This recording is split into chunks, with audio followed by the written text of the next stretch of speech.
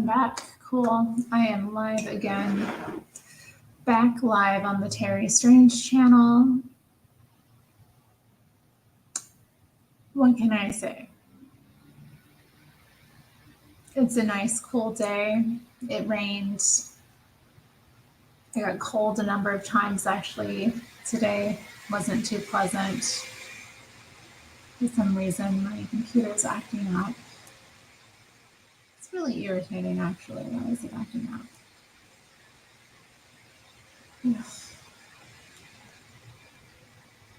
Sync issues. Won't download Windows 11. I don't know. I've been having a few different issues. I need to actually kind of figure out what is going on, why it won't update to the new operating system, why I can't connect to certain streaming services.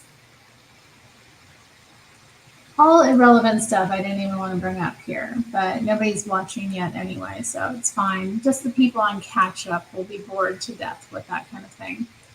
Anyway, I'm going to be working on my little drawing, chat with whoever shows up. Pretty basic. And we'll see whatever comes to mind while I'm here. Maybe I'll do a little show and tell. We shall see. Anything could happen at the Terri Strange channel. So let's get into it. There's a train going by. Yeah, it's too cold. It's like raining. It was raining pretty hard today, actually. Like number of times I looked out and the rain was just like, why are you raining so hard? We don't need that much rain. We don't need it. We don't want it and we don't need it.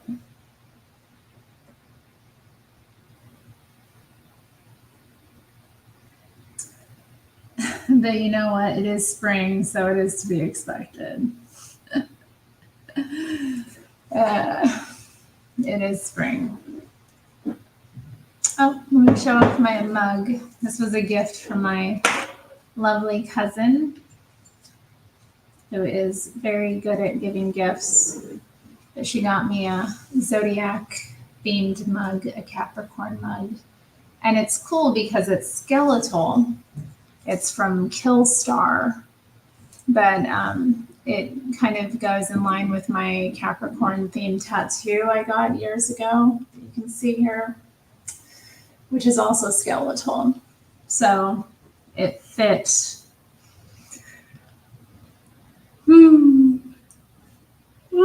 Excuse me. Yeah. So it's Thursday. Thursday's always been my favorite day of the week, which is kind of interesting. It's ever since I was small, there's something about Thursday. It just has an energy to it. I think maybe it's because I enjoy the anticipation of Friday without it actually being Friday. And Fridays usually Fridays are usually catch-up days. I don't know why Friday gets this good rap. If you work at all, Friday's usually the day you're scrambling to get everything done, at least if you have a traditional Monday through Friday kind of schedule, isn't it? At least that's my experience. Friday is the day where you're going in extra gear. Even in school when I was younger, I felt that way about Fridays. I enjoyed that people were in a good mood, but I always felt like Thursday had something more to it. Had this special kind of energy. Then when I was older, got into astrology, I learned about the days of the week being ruled by different planets, and that kind of made sense to me because, Thursday is ruled by Jupiter, etc. Oh, hi, Amber. Girl, I take things too personally anyway. I take things away. You know me. I'm all is forgiven. Water under the bridge, sis. I'm glad to hear from you. How you doing? How you doing? You've literally always been my favorite person. That ain't true. Come on. How come we never hang out then? How can you say I'm your favorite person? You might get to know me and see what a boring person I really am. Oh, U of P, cool. Still terminal, huh? Yeah, of course I am. Of course I am. I love me some Portland. I was just complaining about it because it was raining all day. I am the most interesting, boring person. You know, it's all intrigue. It's all intrigue and mystery. I know. I would like to see you. Let's make an arrangement too. I would like to see you. I love my Yuma people. You know, I've been chatting on here. Yeah, please do add me. I think I'm still friends with your sister on there.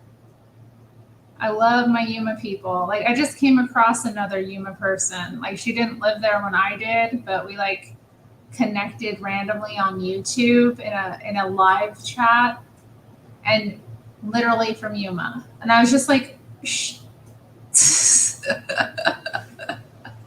Like what? What is this magical place in the middle of the desert? Yuma is, it's so hard to live there. It's so brutal. Portland's brutal in another way, you know? And then growing up in Alaska, that's brutal too. I know. Yuma is like, what is it? What is it about that little place? It's like a little city. It is a city though. It's I don't know. There's something magical there. I want to visit it though too. I've been missing it. Like I want to go to that park that where the Colorado River is. You know where they've got that big sign. You know where it's like what does it say? What does it say? It says like oh God, I can't remember. You know, it's got those pretty lights on it. I miss going downtown. Yeah, the Yuma Gate. Um, hmm I told you they're everywhere here. Mm. Our guy Ben Shapiro has been knocking them out of the park recently. Yeah, I know. He really went for Taylor Swift's new album. I liked it when I listened to it, and I would then I he like then he I listened to him own it, and I was like, yeah, he's right.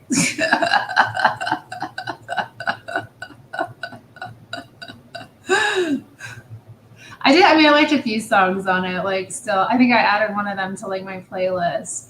Yeah, the Colorado River, especially the Colorado down there. Like, that's one thing about Yuma I don't miss. The water is horrible. Like my skin, my hair. Oh, she just dropped that new album, and then like Ben Shapiro like did a takedown of it. You know how he does takedowns of things sometimes. It's like an hour long takedown. I watched about half of it before I was like, okay, like I need to stop watching this because it's stupid. But he was right. I was like, yeah, it is kind of not that great. But then again, I have mixed feelings about Taylor Swift because like I like some of her albums. When she hits, she hits. I respect her hustle. You know, she makes bangers, you know. I respect a girl who can make some bangers like she does, like perfect pop. I respect that, but then at the same time, I'm like, she's not always the most relatable to me as well. And yeah, her music is kind of immature. I don't know. And then he had this funny thing. He was like, I want her to get married and have babies with this guy. So there'll be like a Taylor Swift baby boom. Like all her fans will start like following in her footsteps and having babies. It was interesting that he thinks that people aren't having babies because Taylor Swift hasn't. But I think maybe she would be influential. Who knows? You've never been to Yuma? I don't know what to say about it. It's like, it's got this magic to it. I don't know what to say. It's like, but it's also kind of weird and small and ghetto in some ways.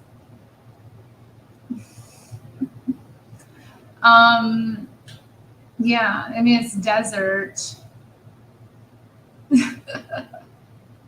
Yeah, it's a nice small town. You know, it's a good place to raise a family. Probably, it's kind of like it's an interesting like demographic. There's like military down there too, so there's that kind of influence. Yeah, it's very brown. Oh, there's a lot of good places to eat. I miss my local Rispados. Although I went back like when I visited, and what year was that? 2021, and it felt a little ghetto. Like I was living in a very ghetto neighborhood. Like I didn't even register it at the time how ghetto it was, but like going back and visiting, I was like, man, this is like dirt road, freaking feral chickens and cats everywhere. Like the Rispados place down the block was good though. I love my Rispados. And then there's like a really good Mexican restaurant next to it. And then yeah, I do like me some earth tones. It's interesting.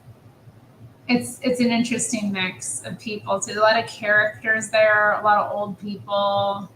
Like I don't know.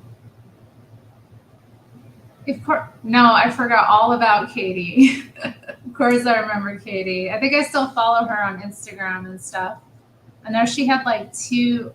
Did she have two kids? I know she married Tony, Harry Tony. Weren't like both brothers after her too? That's what it looked like to me. I mean, I was new to the shop at the time. I was amazed that like Tony was the one. I was like, out of both of the brothers, you picked Tony. Yeah, and I think she had. I think she had one. I was correcting myself. I don't think she's had two kids. Mm. Hi, Lord Bibby. Yeah, I've good Mexican food. I mean, there's all right Mexican food here too. I know. But I mean, it is Yuma, you know, it's not like there's a lot to pick from. It's not a lot of eligible bachelors, and he seems decent enough, you know. But yeah, Katie is pretty, like pretty smart, hardworking, successful. He did well for himself. But yeah, I was kind of like, ew, Tony. I remember like you and I think Chelsea like laughing about how hairy he was once. He's hairy. Because he had like hair, like he's one of those guys that had like hair poking out from the back of his t-shirt. It was like, oh, what a beast. Good old hairy Tony. Stop. Uh-huh. Yeah, I don't know. Interesting. Yeah, Stacy, I'm sorry, you commented about Taylor Swift. Male hatred of Taylor Swift is baffling. Yeah, I know there is a lot of that. Like a lot of men are just like they have a knee-jerk hatred of her, which is interesting. It's like, God. Hello, women. Hello, Tomas. Tomas has brought some masculine energy to the chat. Hello. Not that Lord Bibby didn't either. Lord Bibby's here as well. And I don't know who else is watching, but Yeah. Okay, so yeah, Katie, they do have a beautiful kid though. Like that kid's eyes are stunning, like stunning. I still keep up with some people from Yuma too. Like I don't really keep up with Jonathan who worked at our store, but his boyfriend Osman at the time, like we've become pretty good friends. Like they're not together anymore, obviously, but like we keep up and like chat pretty regularly. And then shoot, who else do I keep up with from like that time? Um, Rosalinda, a bit. Um, keep up with her. Who else? Trying to think. I mean, I'm friends with a lot of people still on Facebook and that kind of thing, but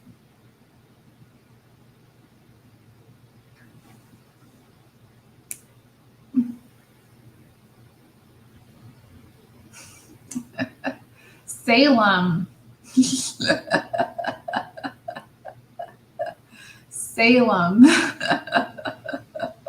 Oh my. Hi, Tomas. Amber is my old coworker. We used to work together when I lived in Arizona. Yeah. So we reminiscing a little bit, talking about people we know. Um, yeah, I still keep up with quite a few of them. Like I don't know, they're good people I met in Yuma. I miss Tiffany. Like Tiffany was super fun. I wish I'd like kept up with her better, but I feel like her is it 10 years ago? No, it wasn't 10 years. Oh my God, it was 10 years ago. Girl, I moved to Yuma 10 years ago. Shut up. Why'd you have to say that? That was 10 years ago. What? No, she didn't. She did not. How? Was she stealing or something? Come on, she got fired? You have to tell me what. No, I don't remember this at all. She did not get fired when I was there. I transferred to the other store on like Avenue B. Like, there was, I can't remember that girl's name. I think Valerie was her name. She was from Av B and she wanted to work at she wanted to work at Catalina. And then I was like wanting to move to Av B just because it was a little bit closer to where I lived. And I just wanted to change. I hated working at Catalina, to be honest. I hated it. Like it was unsafe. Like there was always like the floors were super slippery and there was always water on them. There was like it was not safe. I was always like, like almost getting hurt. And then like just ghetto. Like it was hard. Whoa, I can't believe that. She got fired for too many voids. Corporate came down because our store had too many voids and they fired everyone for it.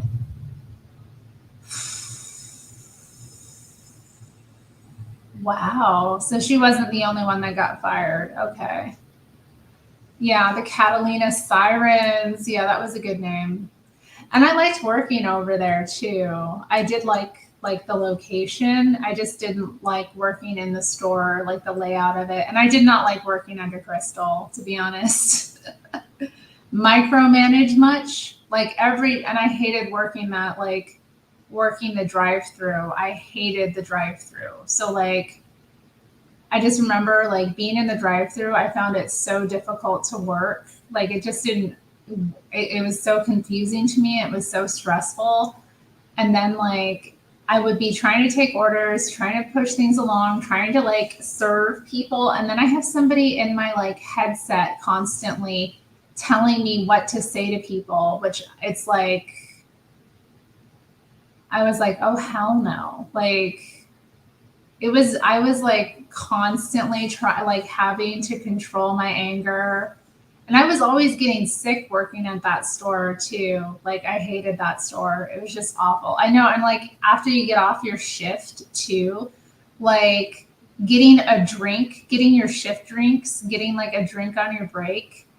I mean, I can't tell you the number of times I'd get off of work, order a drink, and it would take like half an hour for me to get my drink. Like, it was insane. But I did like, there were a lot of cool people that worked at that store though, too. Like, so I don't know. It was a mixed bag. It was crazy though. And like, yeah, it's just, I don't know. Yuma is just crazy.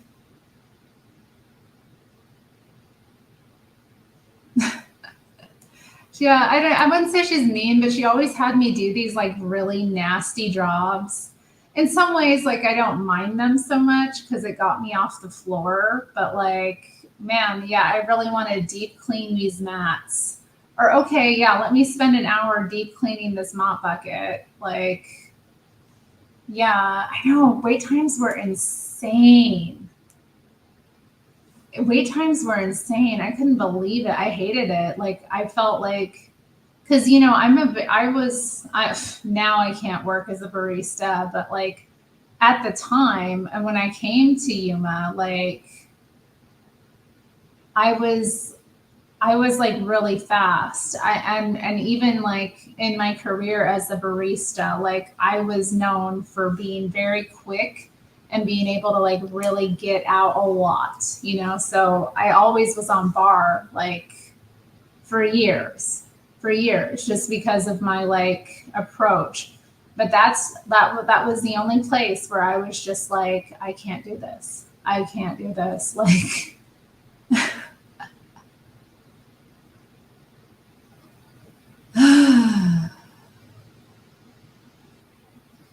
are you working as a barista still? Girl, really? We made more money. I wouldn't be surprised. Because Yuma's like, yeah, it's interesting. It's an interesting demographic. So, y'all, yeah, now y'all are learning lore about my life. 10 years ago, I was working as a barista at a drive through Starbucks in Yuma. I was fat too, man. All right, all right. You're the main barista. Yeah, I know. Like, but that store made me feel incompetent. Like even though God, I hated the stickers too. The sticker machine was always like blowing up and I couldn't figure out how to fix it. I hated that sticker machine. I came from a store too previously where we like wrote on the cups. God, and you know what? I remember one time this person asked me to like, oh man, we did not make good tips at this store. Let me tell you, those were the worst tips I made in my career at Starbucks. We made like 30 to 45 cents an hour in tips. It was ridiculous. Despite being the busiest like store, like as you just seen like Amber sharing, like we had higher rates. God, it was so awful. People in Arizona are cheap, so cheap. Like people do not tip, and it's like a lot of poor people too. Like I don't want to like put that down, but like poor people who also like spend a lot of money on like their drinks. But like I don't know too. I was just raised to tip. Since I was little, I was taught about tipping. My dad was like, this is, the thing. I learned it as a kid. It's like one of my first memories is my dad explaining to me how to tip.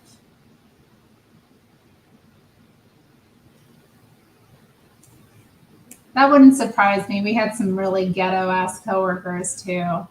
And then like I was really annoyed with some of the coworkers there. Like I didn't know how to deal with them. I remember there was that like really tall dude that worked there who like wore bow ties and fake glasses and shit. Like, what was his name? He was just out of high school, but like oh my God. He like, I started closing, I closed the store a few times just to kind of like, oh God. Now I'm just remembering like Hans. Yeah, Hans. Okay, well, Hans, we would be closing the store and we would have stuff to do, and Hans would just stand there like playing on his phone, waiting to get out. And I'd be like, yo, we want to leave. Maybe you could help. Like, hello. And then, yeah, I just remember like opening with Crystal, and like numerous times I'd like start brewing the iced tea and she would dump it out. Like it wasn't just like her micromanaging, it was stuff like that. Like she just was crazy. I don't know what else to say. Like she just had no like he did worship, one per shift. No. We're supposed to get like unlimited free drinks. Girl, we get unlimited free drinks. Who was only giving you one? We're supposed to get unlimited ones. We're, yeah, I know. And she didn't even, that's the other thing. She didn't communicate about it either. Yeah, she didn't even communicate. Like, she didn't communicate, like, what was wrong with it either. She just dumped it out. But honestly, I just think that she thought it was, like, left over, but she didn't ask. I don't know what she was doing. Like, she was crazy. Like, I'm not saying this to put her down at all, but, like, I did not like working under her. Like, I had a really, like, as a person, like, there's a separation between her as a person, but, like, working under her, like, I know she's always doing stuff like that. Like, how crazy. Like, girl, that's not the stand. Like, she would always be making up standards that weren't standard. Like, they weren't in the, like, no, girl, we get unlimited free drinks. We get one food item and unlimited free drinks. Girl, she made you cry. I'm not surprised. Like, it was hard working under her. I had to, like, hold my tongue. Like, I was, like, fuming. Oh, Nicia, we're reminiscing about when I worked at Starbucks. Oh, I miss working there sometimes. Like, not at that one. I don't miss working at that one. That was pure hell. That was like my hell. God. And I don't miss working at AvB either. That was awful too. Like, AvB was awful, but it was less awful. I just felt like AvB was, it was smaller, so it was easier to work in, you know, and it just, that's the other thing about Catalina. It's like, it was the behind the bar kind of like area was too insane. Like, it made it difficult. I mean, we needed the room because we were so busy, but yeah, it also was, it was a lot. And like also physically, you know, having rheumatoid arthritis, trying to like walk from one side of the store to the other. Like, I was in a lot of pain working there, and then dealing with like the slip hazards and like crazy micromanagers. And then like there was that weird guy that would hang out in the lobby. I can't remember his name, but I remember he grabbed me a couple of times just to like look at my tattoos. And he was like, oh, like, oh, I know. I'm not going to disclose what my profession is right now. We can talk about it privately though. I could tell when we catch up, I could tell you about my job now because I work from home now. Uh, no, no, Ed was something though. The guy, and he always had his gun. He had his gun, but he could barely like, it's like, honey, you shouldn't even be carrying a gun in your state. Like, no, this guy was like younger, maybe like 30s. And I think he was Hispanic. Like, oh God, I'm trying to remember. I don't know. I just remember him like grabbing me a couple of times to like look at my tattoos. I'm like, whoa, you just grabbed me. And then there was like, Yeah, I don't know. They came. It was interesting having people come to both stores. God, good luck, ladies. Yeah, yeah, he was. He was. You know, I keep up with. I just remembered, like, well, I know I don't want to just start talking about people, but yeah, Yuma, good luck, ladies. Thanks, Nacio. Have you ever worked in a similar environment, Nacio? It was horrible. I can't believe that was 10 years ago. Like, that's blowing my mind that that was 10 years ago. But it was because I moved to Yuma in 2014 and then moved back to Portland in 2016. So it was like exactly 2 years that I lived there, just over. But I don't know how I did it. It was crazy working at Starbucks, not driving, like in this small town. Like, I mean, my plan for what was going to happen when I moved there and then what actually happened were very different. And then, of course, getting in that accident and breaking my arm, like right after moving there, that sucked. And I remember my British friend came to visit me, Martin. I remember him coming to visit me, and like everybody, like not everybody, but multiple like of people that I worked with were like making fun of his accent or like talking in his accent back to him. And I was like, are you serious? Are you serious right now? Or like even Katie was like, "Oh, I wish I had an accent," and I was like, "Girl, you have an accent. You have an American accent. What are you talking about?"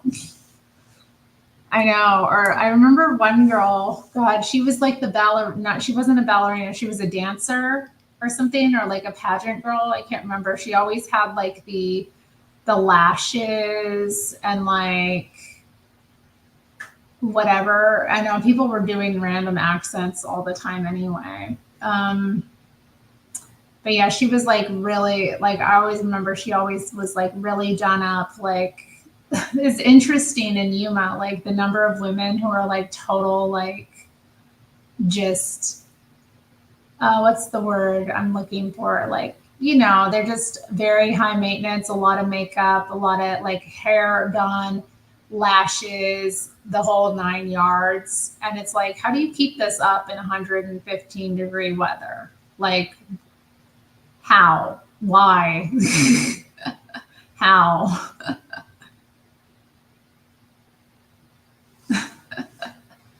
How did I end up in Yuma? I had a vision. It was interesting because, like, our lease was coming up. I lived in a house with some roommates. I lived in a house with some roommates, and our lease kind of came up. And I just, right around that time, I had this vision of like being in the desert. I don't know what it was exactly, but I just had this premonition I needed to move to Yuma. Like, so I just put it into motion. And I think too, my dad had just moved down there. My grandpa already lived there, but like, I think it was, I thought it was like a vision from my grandma. I thought she had sent it to me, like, but my dad ended up dying in 2016. So I think I was just kind of getting this premonition that I needed to go spend time with him. So yeah, I moved down there. I stayed with my grandpa first, and then I got my own place, and I lived there for a couple years. Yeah, it is. This is definitely no max. They have no max system. They do have a bus system, but it sucks. I did ride the bus a couple of times, which was an interesting experience because, like, I remember catching it once at like Walmart. They had a stopover by the like Walmart on Ave B, and you went all the way through like Somerton, through like the Cocopah Indian Reservation. It was really interesting, actually. And then there was one that like went and dropped off by Catalina. So I took that a couple of times, but it was just never consistent or on time. And like, it's extremely hot there. So not having a reliable bus system just wasn't easy. So I ended up taking like taxis a lot of the time.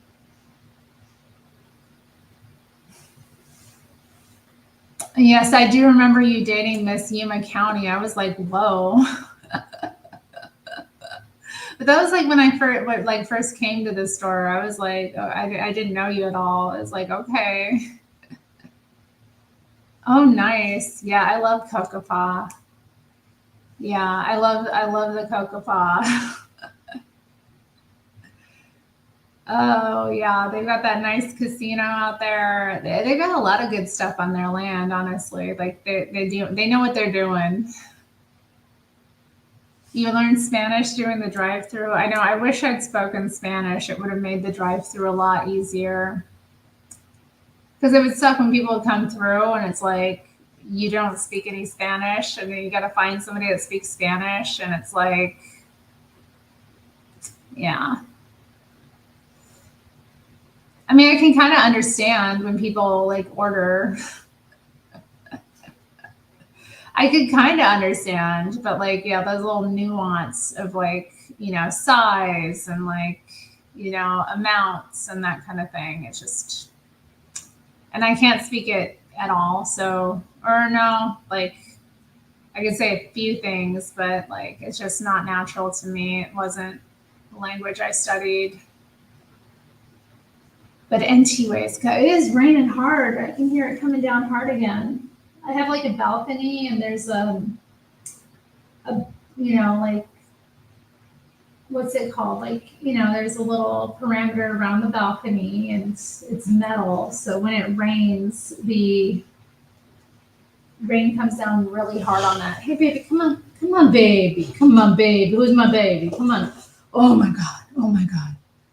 Oh my god. There he is. You're my baby. Oh, there he is. Hi, baby. Hi, baby. Who's your baby? You're from Yuma now, too. You're from Yuma, aren't you? You were born there, weren't you? That's where I found you. And my baby. That's right. That's right. You were a little, tiny little baby, weren't you? And you ran right into my arms. And we've been in love ever since. That's right. Mm. I mean, I've done Duolingo for Spanish. I still can't pick it up very well. Ah, yes, there is nothing that better. You live in far southeast. Not Gresham, though, right? Just far southeast. I don't know. You work at U of P, but you live in southeast. What is this, Tomas? What is this face? What is this? Are you displeased? What displeases you? What has upset you? What has brought your scorn upon me this evening? Oh, you purring, you good baby, you purr baby. Oh, you get the little scratch under the chin. Oh, that's so good. That's so good. You get scratch under your chin. Oh, it's so good when you get. Oh, that's so good right there when you get that. Oh, and right there. Yeah. Oh, they're good. That's a good spot. That's a good spot. That's where they get the good spot. Oh, that's a good spot. You Bubba. There's a good kid. He's a good kid. Good kid. Good kid. Oh, he's a good kid. Okay, sunny side, not bad. He says there's too much pee in this chat. Nero does, or Tomas? How is Yuma as a place to live in general? It's like hard, Tomas. Like sorry. It's hard. Like it's desert, so, and it's very hot and it's sunny all the time. Like you don't really get a break from it, so it can be very overwhelming. especially if, you're from a northern climate, which I am. So that was difficult about it. I found myself inside most of the time, which wasn't really good for my health, just to avoid the sun. And then once the sun goes down, it's like in the summertime, it doesn't really cool down very much. You don't really get a break from the heat, which is really difficult and hard to grasp because the sun goes down, but you're still in 100-degree weather or 90 degrees weather. It's very sweltering, you don't get a break. So even at nighttime, you can't really get a break from it. And then the winter is a bit better. It's nice in the winter because it's warm, but it's not, overbearing. But the summers are brutal. And, the water isn't so nice. It's just, it's the tail end of the Colorado River there. So there's a lot of industrial waste that gets picked up. That being said, it's kind of nice too. There's a lot of nice things about Yuma. It's got a lot of character and charm. It has a very Old West kind of charm to it. The downtown area is very cute. Definitely has all you need in terms of a city. And it has character for sure. It's not too big. There's things to do. There are things to do in Yuma. It's not a boring place at all. But yeah, you do need to drive if you live there because otherwise you're just going to be stuck. The culture too is pretty mixed. There's a lot of, it's right on the border, so there's a lot of Mexican influence. There's a lot of the grocery stores cater to the Mexican population. So you can find a lot of foods that you wouldn't necessarily find here. The produce is amazing too. Very fresh produce. I love that about it. Very fresh, cheap produce. So you go to the grocery store and you just load up on tons of citrus fruits. I remember being amazed at how much I could get for so cheap. And I miss Food City. That's one thing about Yuma I miss. And then there's all the restados and bakeries and Mexican restaurants. And then there's I'm trying to get other things. I love the little there. I don't know. I had a nice time there. It's got its own character. It has its own things going on. There's fairs and festivals that go on, markets. There's a lot, like I said too, there's a lot of women that live there, even though it's 115 degrees all summer, that are baddies.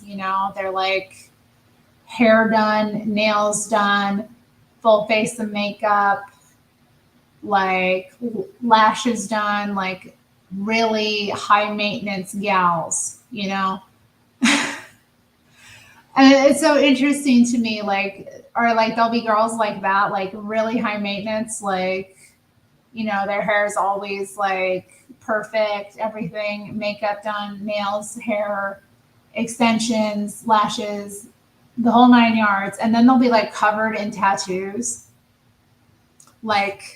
from their necks, all just covered in tattoos. I was just amazed at some of the women there. They were interesting. Their makeup melts off after an hour though. Yeah, I can't imagine. I wore a little makeup, a little eyeliner maybe when I lived there, but I could not fathom doing a face of a full face of makeup like these girls did. Because they'd be several layers, caked on, like bacon, and the makeup at the time was intense because girls were doing those like insane eyebrows. Southern charm, and yeah, I got there's a similarity. I miss chili pepper too. Like chili pepper is so good. Ugh. Or I usually went to Mr. G's. I missed getting their like rolled tacos, and they have those like brownies, like the cake brownie. I get like a dozen rolled tacos, a couple of bean and cheese burritos or whatever, and then like the brownie. Man, I got fat living there. It wasn't just. I mean, I was in the accident, but yeah, the food didn't help.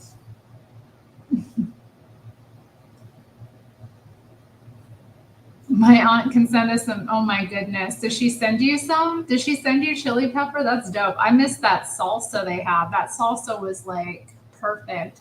When my friend and I went to Yuma, we went to Chili Pepper and we got like a big order. It was good. And we went to what was that Mexican place? Not Mexican. There's like the Italian place downtown. We had like a work party there once. Um, I want to. It's not D Nicholas. That's here. Oh God.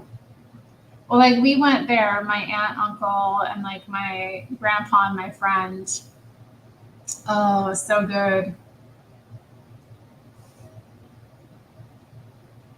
I don't know. I just love. I'll get an order and have them send us some. I want to go eat in Yuma right now. It's too late though. It's too hot there now to go visit anyway. It's already like the end of April. It's getting too hot.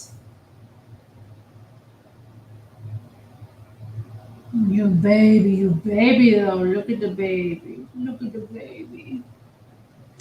Are the Mexicans and Native Americans in Yuma appreciative of the US? I don't know if I ever really had that conversation with anyone. I think so.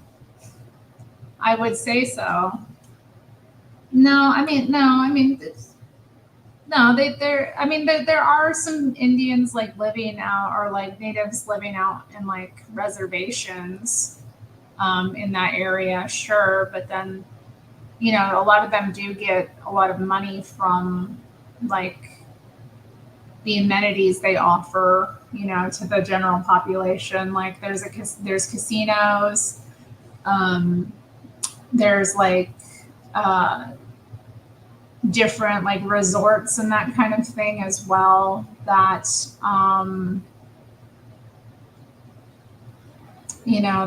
they make money off of. So I don't know. Yeah, Amber knows better. My family is Spanish. That's right. Amber is Spanish. Yeah, I mean, I think so. I would say like it's American small town and it's pretty conservative. A lot of the people I've met are pretty traditional. They have pretty traditional values, even if they're like,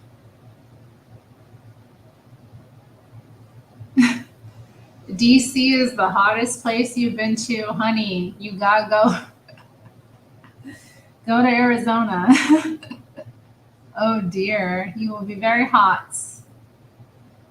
You will melt.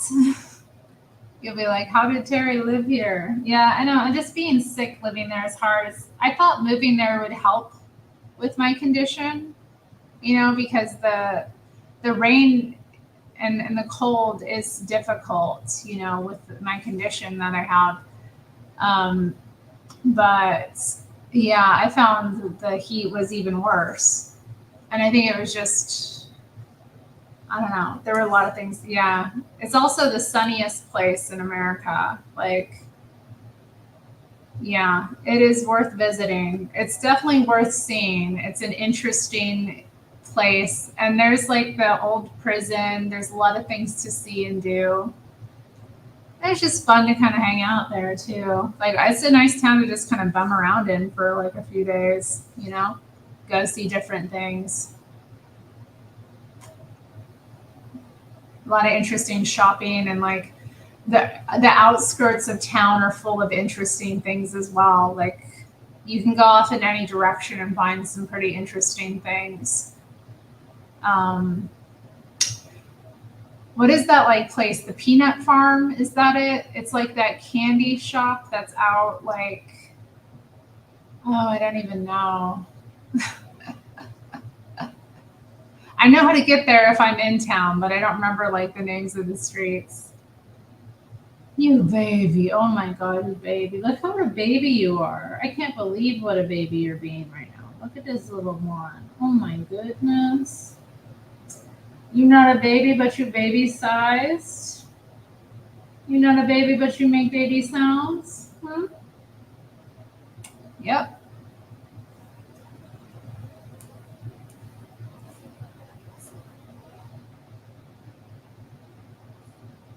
Really? Okay, the peanut patch. That's it. The peanut patch.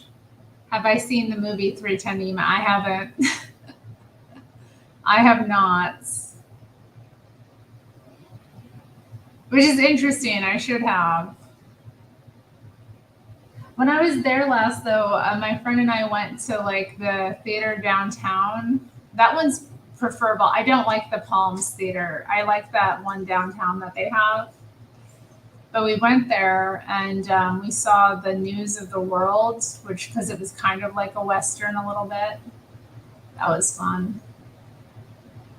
Dang, yes. They do have good peanut brittle. I love they have that jalapeno peanut brittle. Oh my god. Is it? Ooh, Russell Crowe and Christian Bale, and they came to Yuma. I thought it was. I didn't know that they was. Did they film around Yuma? I didn't know that. Now I got to see that because I haven't.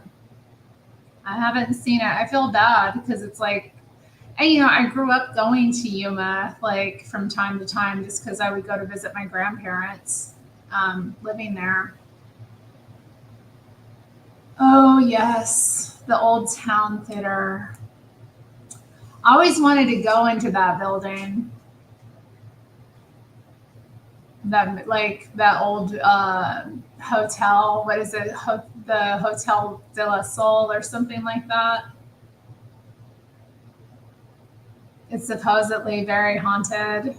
It's like, let me see. Oh well, okay. They took the train and filmed there. Okay, nice. Yeah, what a place. Yeah, what a place. I was Roger Ebert in a former life. Dang. How did you manage that, Stacey, being alive at the same time as him? Yeah, is it one of the best films you've ever seen, Tar Baby Yoda? Oh, you've been inside? Why is it creepy? What's creepy about it? Oh, I'm not. I wouldn't doubt that it's haunted. I wouldn't doubt that at all. Just kind of like peering in from what I could see. Because yeah, I caught the bus outside of there. The bus in town picked up outside of there, like one that would go past my house. So there were a few times that I ended up like going to that downtown area, like going to see a film or something, and then like coming out and like taking the bus back. It was interesting. I liked taking it just to see the town from a different perspective, but like it wasn't reliable, so I didn't get to like ride it too often. Because there were a number of times where I'd be like waiting and it wouldn't come, and then I'd be like, okay, gotta call a taxi. Shucks. Oh, Amber's gonna tell us about the spookiness she saw in the abandoned haunted hotel in downtown Yuma. Oh my goodness. There's a lot of like cute little shops there too. Like it's a very interesting little area. It's different than the rest of town. I mean, I like it more than the rest of town. Well, I don't know about saying that entirely, but like, The rest of the town's more modern and that kind of thing, and it just has that kind of old westy sort of charm, you know. And it's not that like busy or built up anyway. You having a bath bag that you put? Yeah, you better get them paws clean. I don't want you having no nasty little paws. You best get them paws clean for me, boy. That's right. That's my kitty. Mmm. Interesting. Ah, well, this stream definitely took an interesting turn. We've been talking about Yuma, reminiscing. Trying to think of anything else. Yeah, I miss Food City. What's the other like Mexican themed? Mexican themed, but it's like it's more of a Mexican kind of grocery store. I want to say Del Sol or something like that. Oh man.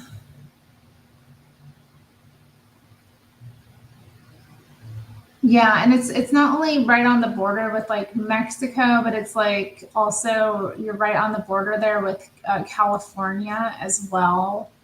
So that's kind of cool about it because you just kind of come up and out. Um, I think it's Interstate 8 that goes through there. It's fun. I love too like going on like because it's like about equal distance. I don't want to say equal distance. It's a little bit closer to Phoenix, I think, than San Diego, but like yeah, the trip to San Diego is always like fun from Yuma. It's like a cool drive because like you come out of the desert, you go up into the mountains and it cools down significantly and then you like go down into San Diego and it's just like you're descending and it's like paradise compared to Yuma, you know. Del Negro.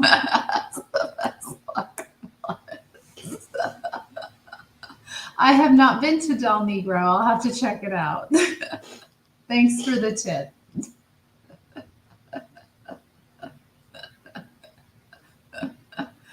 Oh my goodness. What am I to do with you? Yeah, welcome back, Katie. Or Kate. Welcome back, Kate. Yeah.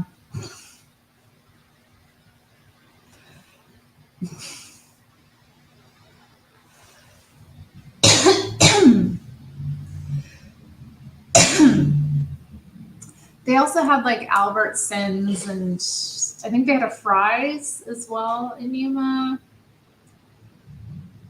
Fry's, Albertsons, and then the Walmarts as well. And then there's like the foothills. I rarely spent any time out in the foothills though, just because it's like less interesting. I maybe went out there a couple of times. Oh, we're gonna hear a ghost story from Amber. This is exciting. Oh, ghost story from Yuma. Man, I wonder. Yeah, Yuma is just one of those places. It's interesting. I don't know. It's interesting. The old part of town is interesting too. Like a lot of the houses are very interesting. I sometimes still look at like real estate in the area and I kind of like think, oh, I should get this place, or yeah, oh, I should like get this place. You know, I'm not really in a position to buy any real estate in Yuma at the time, but yeah, I sometimes look at them and I'm just like, oh,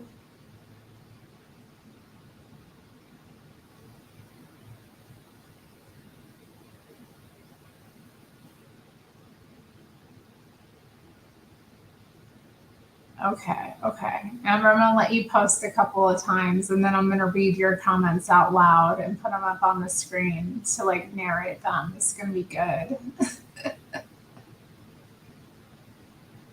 It's so funny. Yeah, we're both living here too now. Yeah, we should try to connect. I would enjoy that.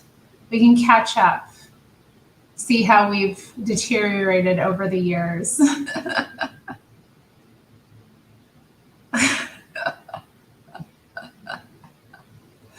Tar Baby Yoda, stop with the ripoff challenge. There's not many Portland guys with dreadlocks anymore. I told you that is not okay. It's not PC here. Like he can get away with that because he's in Utah. Here they would massacre him. All right.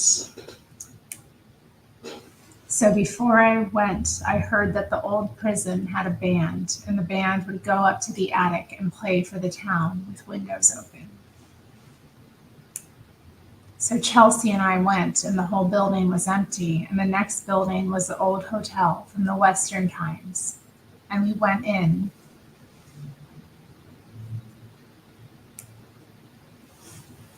There was 5 stories of rooms, but for some reason, there was a top floor with a tiny door.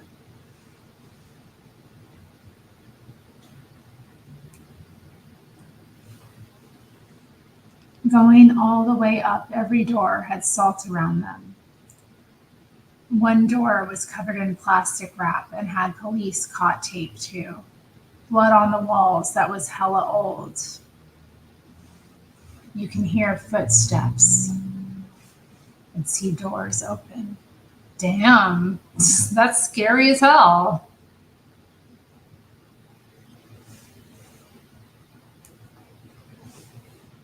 There's no top floor outside. You can count, but there's 6. Wow. That's interesting. And people putting salt around the doors. Like there's like salt is a way of like salt is used as like protective from spirits. So it's interesting that people are like actually putting salt around the doors. You know how I roll, Tomas. We then went to the theater, and you can actually see things live and hear old guitars and trumpets.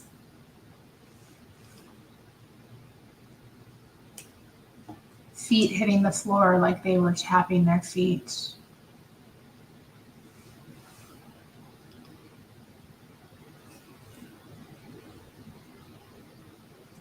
Okay, Tomas, they don't have slugs in Yuma. Slugs don't live in Yuma.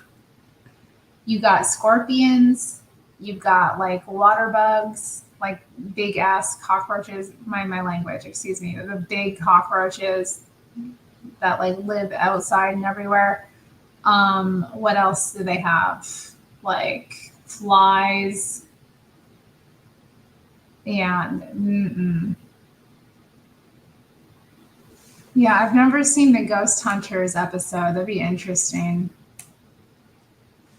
Watch the episode of Ghost Hunters about Yuma. They went back twice because it freaked them out so bad.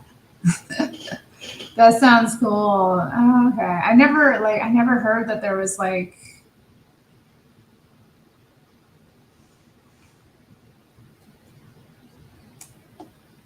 no joke. It's the thing that freaks you out when you don't believe in that stuff.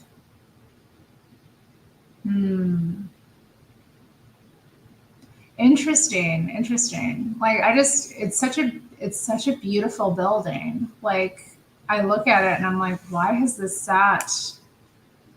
And also the fact that it's haunted. I mean, like them leaving it empty like that isn't doing any favors. The longer it sits empty, the more spirits are going to be attracted to it. Yeah, that's true. The mosquitoes. Oh, dude, the cemetery in Yuma is so cool.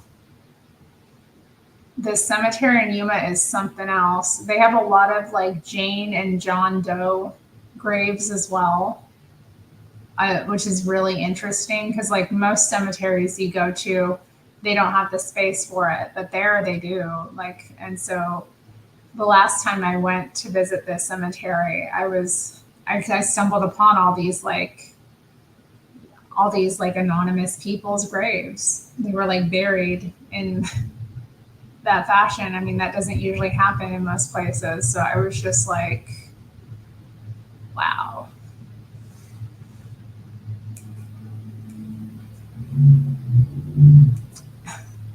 Well, see, I can't get around so well. I don't even know if I could get up to the building, honestly, at this point. I have to use a mobility device constantly. Like I can't.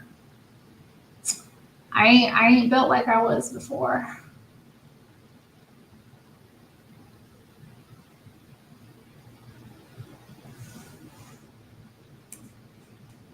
What is it called? I want to Google it. I think it's the Hotel del Sol in Yuma.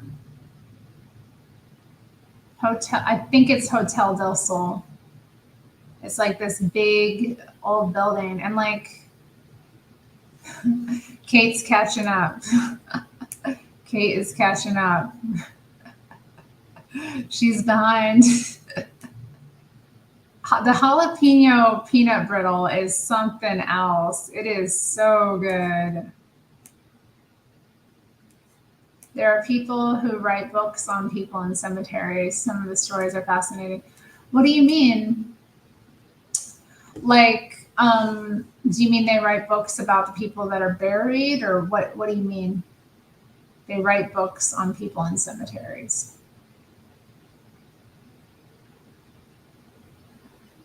I mean, I have come across that, and I do think that's interesting to like take a tour of cemeteries, because I do that like when I go visit places, you know. I like to visit cemeteries. It tells you a lot about a town as well. Just going, and then of course they have like a lot of Catholic, you know, the kind of Mexican, you know how you know those like the Mexican style of graveyard, like there's like different sections of the cemetery in Yuma, but like the Mexican section's really extra, you know, they've got like all the stuff on the graves, and like they're really decorated, you know, interestingly. So it's kind of interesting just to like go through and view them.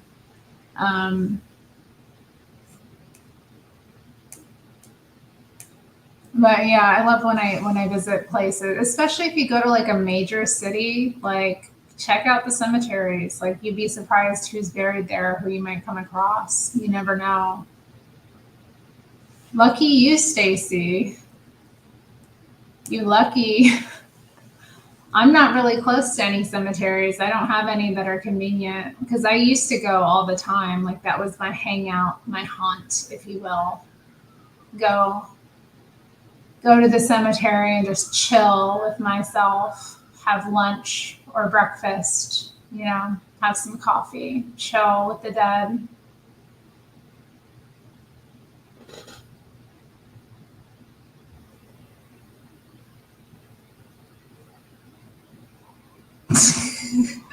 Tar baby, I'm not putting that up. Come on.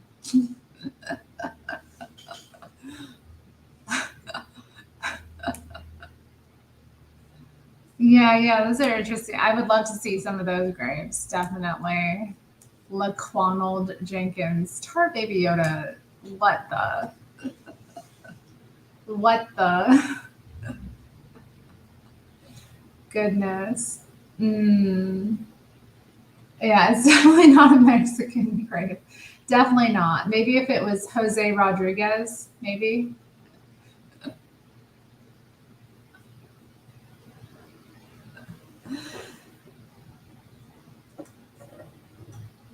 Dolores,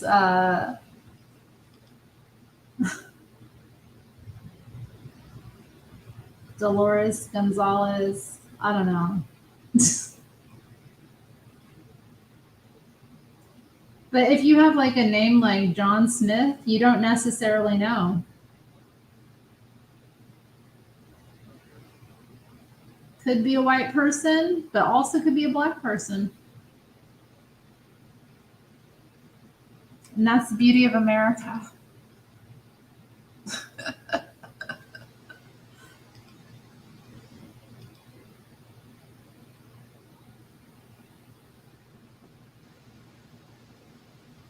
I remember watching like an old, it was Jesse on like the Larry Elder show back when he had like a talk show. And Jesse said he wouldn't hire any like black people who had like black sounding names.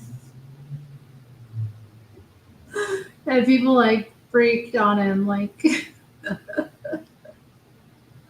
and there was like one white lady who had like, I think she was named Mist. Oh god, what was she named? She was named like Misty or something. I don't know why people thought she was black. Exactly. That's true. He did hire Hassan. Yeah. So that's not true. Hassan isn't a black sounding name, Tomas. It sounds like Middle Eastern. Doesn't sound black. Joel, but he probably, when he saw Joel's application, he thought Joel. So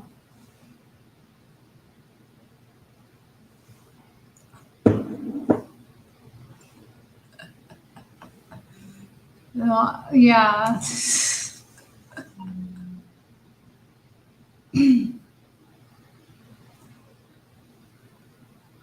He says he's a Christian, so I guess like some of the Middle Eastern people with the Middle Eastern names are Christian. I don't know. Thank goodness. We'll see. He wears that like funny Jesus thing around his neck. So Adam Driver did a funny Del Taco skit on SNL. Really? I have a friend who used to work at Del Taco, apparently. She has interesting stories about working at Del Taco. Yeah, I haven't had Del Taco since I lived in Yuma. I think I had it once and I was like not impressed with it at all. I didn't like it. Like, why would I have this when Taco Bell is available or like Mr. G's / Chili Peppers available or like the Mexican restaurant down the block? Yeah, it ain't it. It ain't it. Mm. I don't know, but I only had a couple things. I could not give a like decent,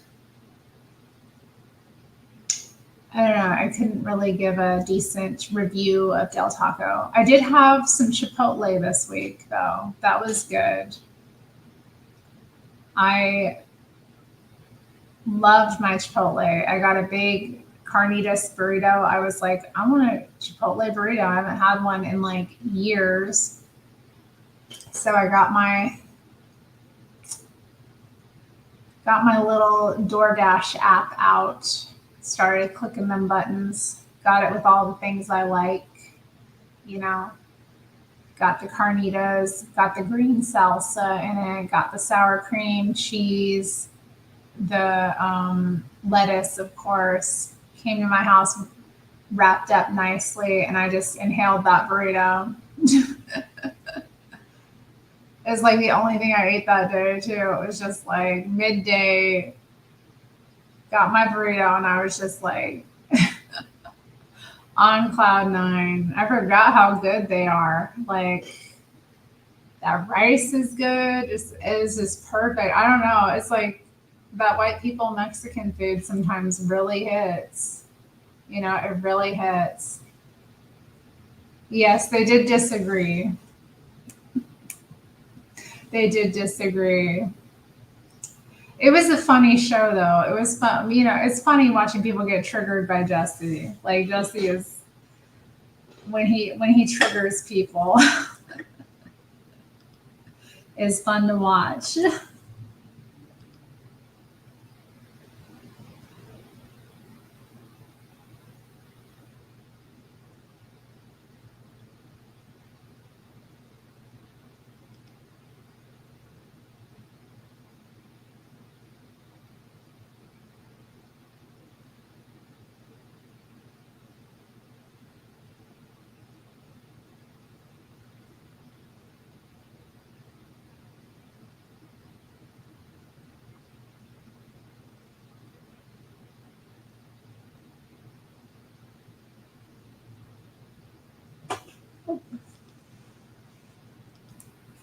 He lives for that. I mean, yeah. He's a Jedi troll master. Lives to trigger people. I mean, it is fun to trigger people. It's not. Yeah. People are wondering, Amber. Maybe Amber stepped away for a while. It was nice to hear from Amber though. Like, haven't seen her in a while. We had like a little tiff the last time we interacted, so she just popped on and was like, "I'm sorry." And I was like, girl, I don't even care anymore. How you doing? Over some dumb stuff. Like, um, mm, I'm remembering now what it was.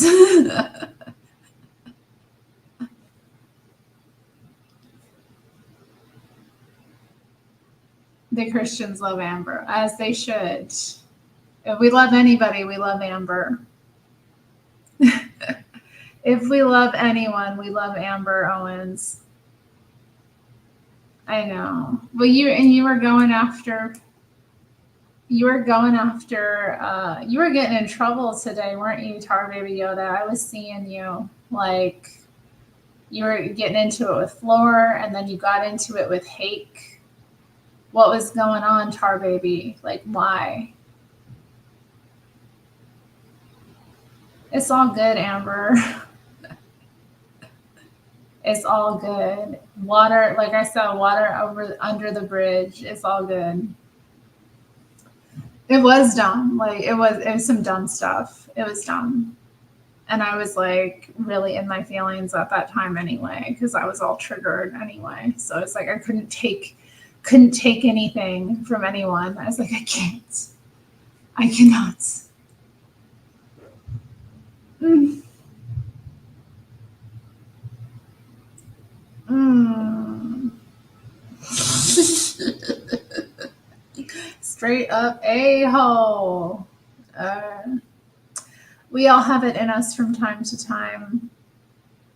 Yeah. Oh, I mean, I can take a lot generally, but I was going through it at the time. I was like really sensitive because I was just like, I was dealing with a lot. It wasn't even this situation that I was dealing with. Like when I moved out of my like last place, there was like just all this like drama and stress that was coming up. And I like also had, um, like, I had this neighbor that was like, he assaulted me and he was like constantly like hanging out in the like lobby of the building and like hanging out outside and I had to like file a police report and make like reports against him with the building and like it still didn't make me safer. So like as I was moving out as well, I was dealing with like having to have people with me because he'd attack me and I wasn't the only woman I wasn't like the only woman apparently that he attacked as well. Like he attacked several women who use mobility devices. Like he went deliberately after women with like mobility issues. It was just like, and I had just like gotten the thing, I had just started using the thing at the time. So it's like all new to me. I don't have a chaperone now, Tomas. Would you like to be my chaperone? Would you, Tomas? Would you look after me? Would you make sure I got safely from point A to point B? Now I have a taser. So, but still, it was very stressful. On top of like moving out, I'd lived in that place since coming back to Portland and then like dealing with all of that and then like dealing with like the building. They like threw out a bunch of my stuff even though I hadn't moved out. They went into my apartment even though I hadn't moved out. I hadn't given them the keys. I'd like told them I wasn't going to move out until like this specific date. They just went into my apartment and like threw out a bunch of my stuff. And I ended up recovering some of it, but it was all like trashed and mixed up together. It was like awful. I was under so much stress. But I find that like you're using a walker now, girl. You just gotta be grateful for like what you have, though. At least you still getting around, right? But yeah, it's better to have it. I wish I'd actually like gotten into using aids earlier on. I feel like I would have saved myself some like wear and tear on my body. Like I did use like a cane for a number of years. But yeah, I never got to the walker period. I don't know. I did consider getting one a couple of years ago, but then I don't know, it just kind of deteriorated too much to really use one.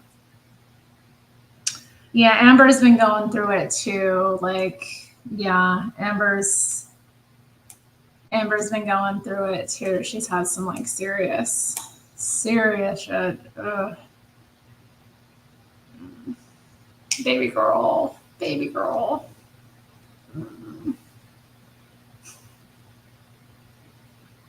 It ain't right. Why? We're too pretty for this. It's just not right. It's not right.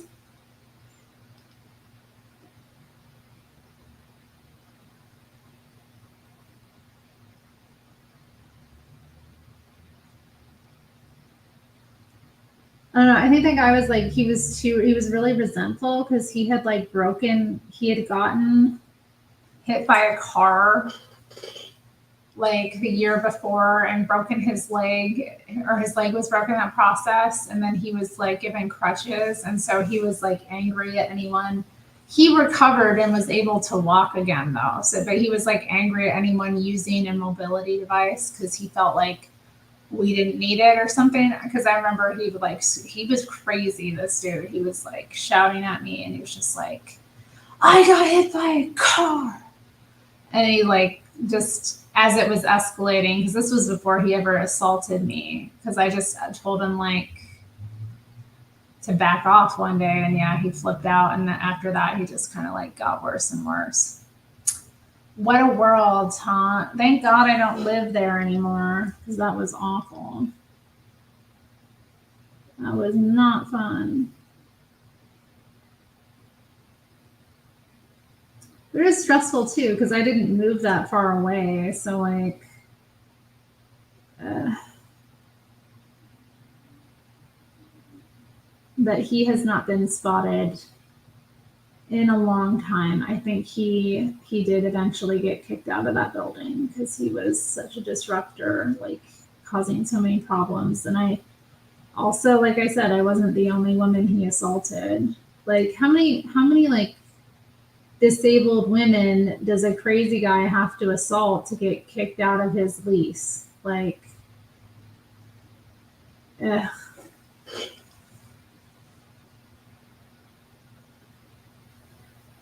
Oh. Oh, Amber, I'm sorry, girl.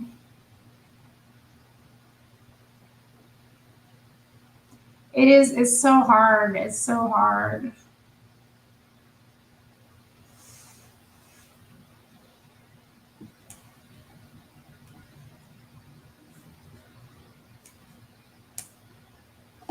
You have to read the fine print to know that answer, Terry. Honey, I don't know what you're talking about. What are you saying? I have to read the fine print to know that answer. Are you talking about the question I asked about, like, how many disabled women have to get assaulted before a guy gets kicked out of his building? He was like, I don't know, he was one of those. I don't ever want to live in a building like that again. Like, I don't want to live around. There are other disabled people in my building, but it's not a building that caters to people that are disabled. You know what I mean? Like, it is ADA compliant, but it is not. I mean, not completely. Like the bathroom, I've had to install my own like ADA stuff. I know, S.A. Brady, I know. Good night. Good night.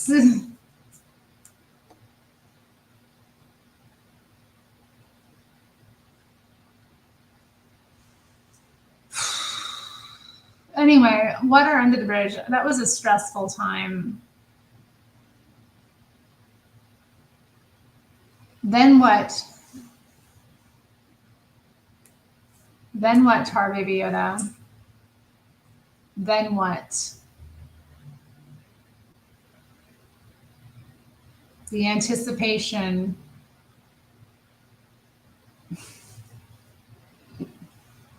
No, Stacy, I can't. I can't. My legs are done. They're done. They're not doing that. You used to work at Chipotle, girl. Catch up, Kate. Kate's behind us. Girl, put the video in like playback mode. Put it on like 1.5 so you can catch up.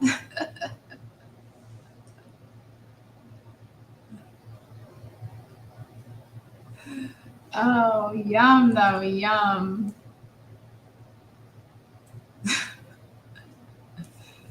Tomas says his shoulders aren't broad for nothing. That's right. God has given Tomas strength and virile masculinity so that he can lift delicate little flowers like me. Tomas does not boop. Tomas does not strike me as a booping kind, no. Yeah, that's most parents. Like, I'm sorry though, I'm squish. Oh, that's rough, Amber. It's rough that you have to go through that without any family, not even your mom. Like, that's hard. I'm sorry, girl. That's hard.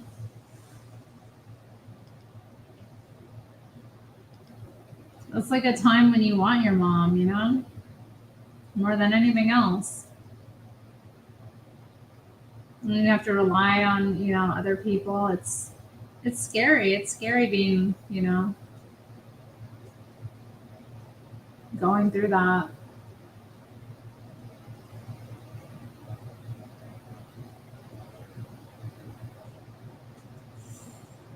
It ain't right.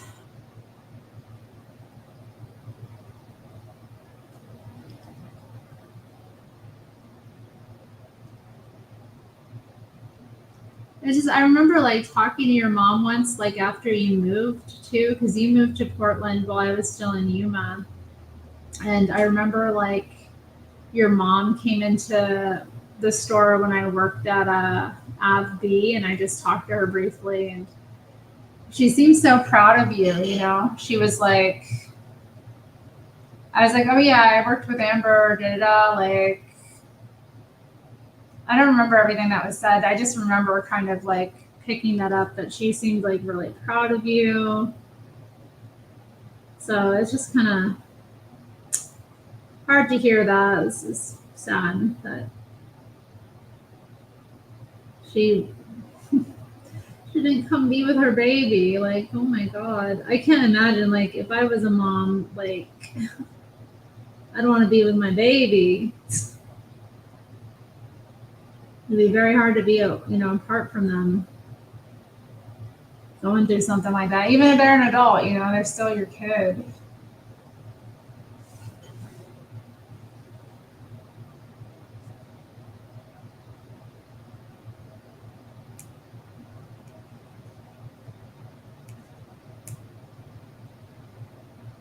Mm,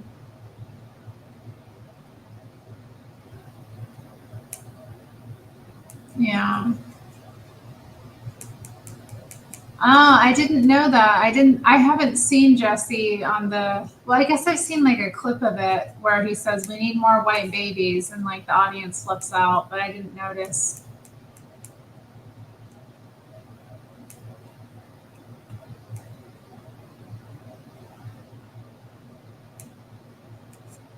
Well, I mean, you've been kept alive for a long time, girl. You've been going through it a while. I'm glad you're still kicking.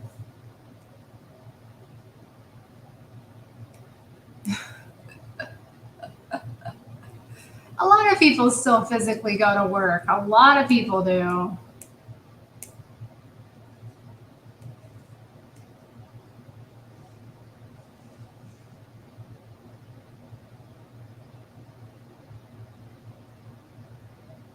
Hmm.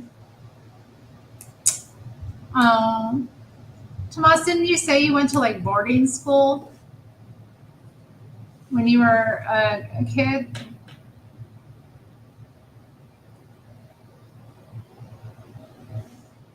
Oh my god. Oh my god. Oh, that's brutal, Amber. What the heck?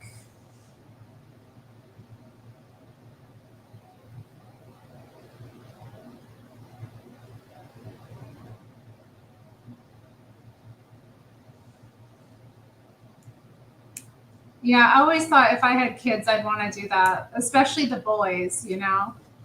Was it a good experience for you? Like, do you, if you felt it made you independent? Because I always thought, like, um, you know, send the boys off to boarding school so that they can become men, you know? Break the tie from mommy, you know? Let mommy wallow and cry at home while her sons go off to become men. They come home, they write letters to me in, you know, very stern language.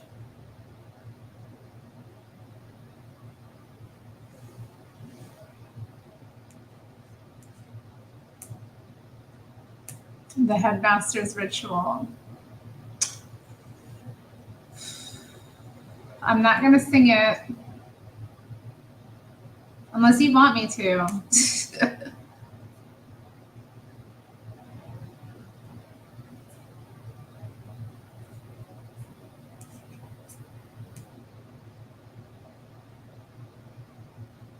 Mm,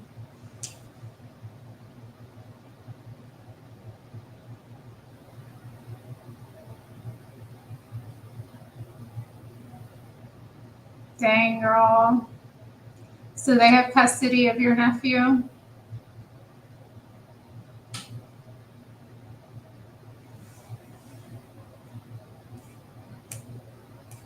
What are rights? Oh, yeah, you called in today, Santino. That's right. That was interesting. Yeah. I was in the chat. I was like, Santino. Girl, I don't know. What are rights? What are rights? I don't know. I'm, don't ask me. I'm just a girl. What are rights? I mean, rights are, I think, you know, I would say there's certain liberties we have under whatever system we're in, you know.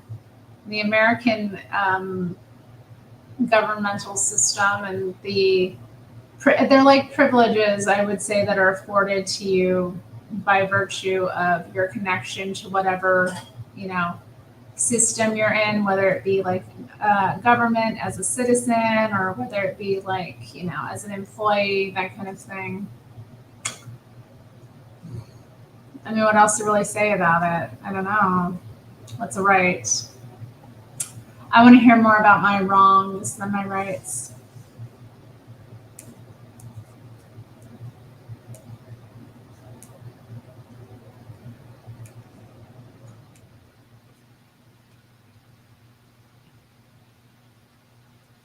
Yeah, there's the concept of human rights. That's another one, like, which I think is, girl, you got to get a hip replacement. Damn. They told me I need to get like my knees replaced years ago, and I haven't. At this point, I wonder like what it like if I got my knees replaced, would I be able to walk again? Like I don't know. And then again, like there's other treatments I'd rather do. Like my dad got both of his knees replaced, and it didn't work out well for him. Like he still ended up. I don't know. Some of that was his own problem though too. It's just yeah, it's a mess dealing with these bodily issues and like yeah, that's the other thing for me too. I don't have any family here to like really take care of me. I can't expect my friends to, you know, like who's gonna help me? Like, oh, Maplewood cane, nice. Santino says that rights are a figment of our imagination. Tomas, could you whoop Josh in a fist fight?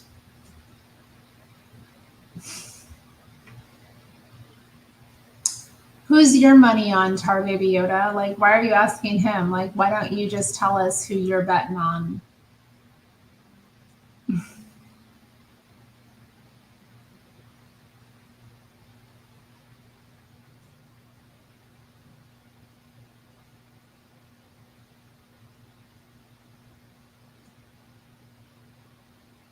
Your money's on Tomas. All right, all right. I'll just put my money on Tomas because he's my little he's my little fox.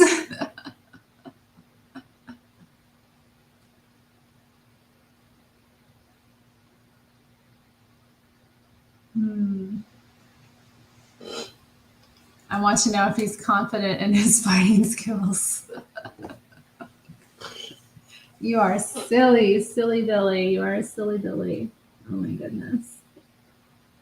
Oh my goodness.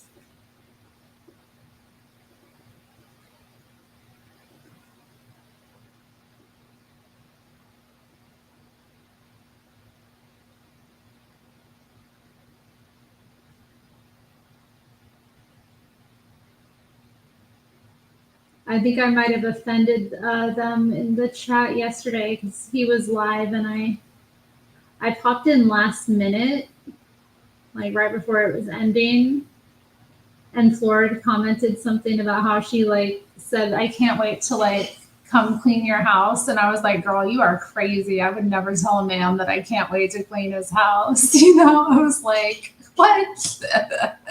You tell this man you want to clean his house?" Don't ever tell a man you want to clean his house. What's wrong with you? He's gonna think you want to clean his house. Like Seesaw, and I mean, I don't think Flora was as offended, but Seesaw was like, "No, it's beautiful." And then, yeah, Matthew was like, "Take notes, Terry." And then, yeah, Josh was like, "Tighten up, Terry." And I was like, "What? Y'all don't get where I'm coming from? Y'all don't get where I'm coming from with that?" Like, Amber's placing her bets on Tomas. Oh, dang, girl. Dang, girl. Yeah, them.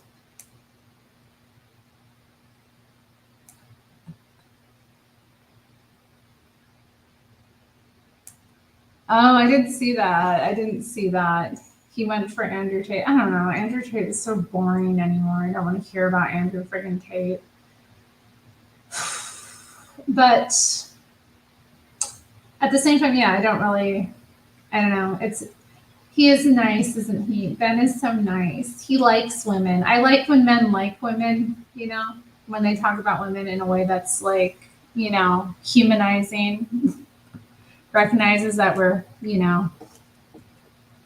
not just there to serve them, but we are actual human beings with our own, minds and hearts and personalities and experiences.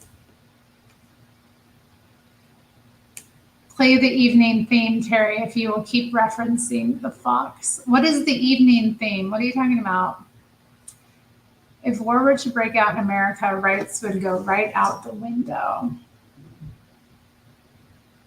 Yeah, possibly. I mean, yeah, that has happened in numerous wars. I mean, usually in like big wartime events, they pass sedition laws. So, you can't protest, you can't do anything. Yeah, it's really what's being granted to you by the grace of whatever, power is, at the helm. Essentially, it's whatever, privileges are bestowed upon you from above. Because, I mean, this is the thing, like, talking about the suffragists, for an example, like, I found it really interesting studying that movement because during World War One, that's when it really kicked up in America specifically, and like there were these anti-sedition laws passed. So the women who like went outside the like White House and were protesting, with signs and banners and whatever, they were arrested and like subjected to all kinds of cruelty in prison. But it was interesting to me, like, even things unrelated to the war, that kind of thing. Like, I mean, I don't know, the women's suffrage, World War One. I mean, it was after World War One that most of the like I don't want to say most, but, countries started kind of granting women the right to vote. Obviously, the US wasn't the first, it's actually the Soviet Union. That was the first, and then Britain, and then, we followed that.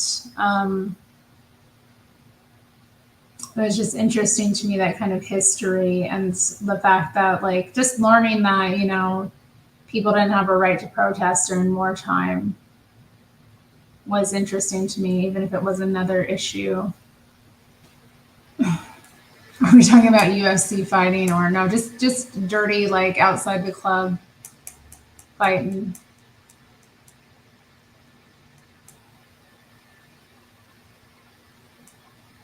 I don't know. They were all there when I was there at the end of the chat. I know you were talking about it. You were like coming at them.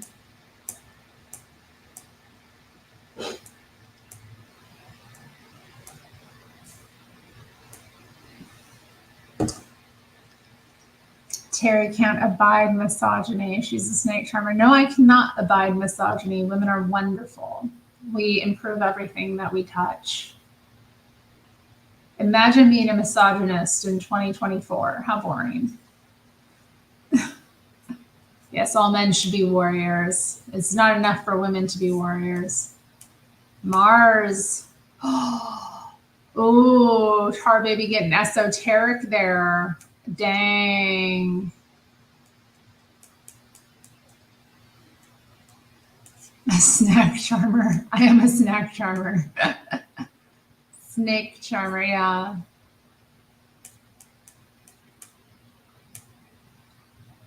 Yeah, girl, yeah. Keep speaking out about veganism. Another victim of veganism speaking out. Girl, I was just talking about you. Welcome to the chats. Hold up, though. Let me catch up. Do not go vegan, folks. You do not know what it's going to do to your body, and you do not want what it's going to do to your body. Oh, that song, yes. I have it saved. I have it saved on my playlist. It's like something junction. I can't remember right now. Hola, Cisal.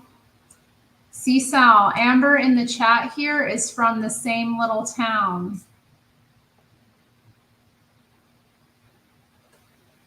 So we're having a little town meetup here. You guys would die in a month if not for men. And the lesbian survivalists couldn't save you gals. What would Jesse have to say about what? About what? You think I can't handle Jesse? No, yeah, I was just mentioning that, like, I mentioned how I was, like, what was it last night when I popped into Josh's chat, and then at the end, Flora was like, I can't wait to come clean your house. And I was like, girl, you crazy. You don't tell a man that. That's not what I said, though. I was like, I would never tell him that I want to clean his house. He's going to think I want to clean his house. And everybody was like, you were like, no, it's beautiful. And I was like, I don't know, yeah. You said, oh, it's beautiful. And Maddie was like, take notes, Terry. Like, Maddie's been like, he's been slumming me for a long time. He's like, no, like, you should want to just clean a man's, like, I remember when I first, he was first chatting, he was like,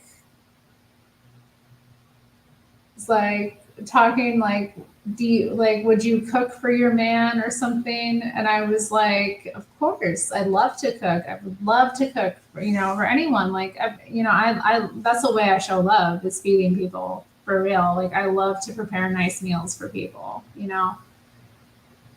But he was like, he all got into like, he got into like, yeah, women say that, and then I'm doing my own laundry. I was like, I didn't say I would do your laundry. I said I would cook for you. I didn't say I would do your laundry. Like, you pushing it. Oh, yeah, that's right. We do. We do. We improve everything we touch.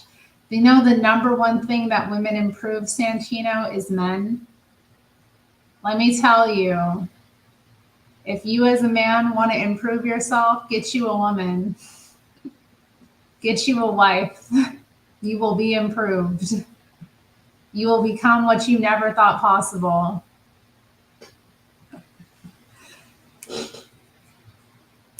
He doesn't like you. Who wouldn't like you? I like them flowers. Those are pretty. Well, I guess a lot of people don't like you, actually. They're always talking smack in the chat. But whatever. That's why they're on the block list. Can't see them, can't touch you. Oh, we brought up chili. We were talking about chili pepper earlier. I always like Mr. G's, though. I always went to Mr. G's. Oh, that's sweet. That's nice. See, that's nice. But cleaning? No, that's not nice. I want to clean. Tomas, I get the feeling you might resent a woman cooking and cleaning for you.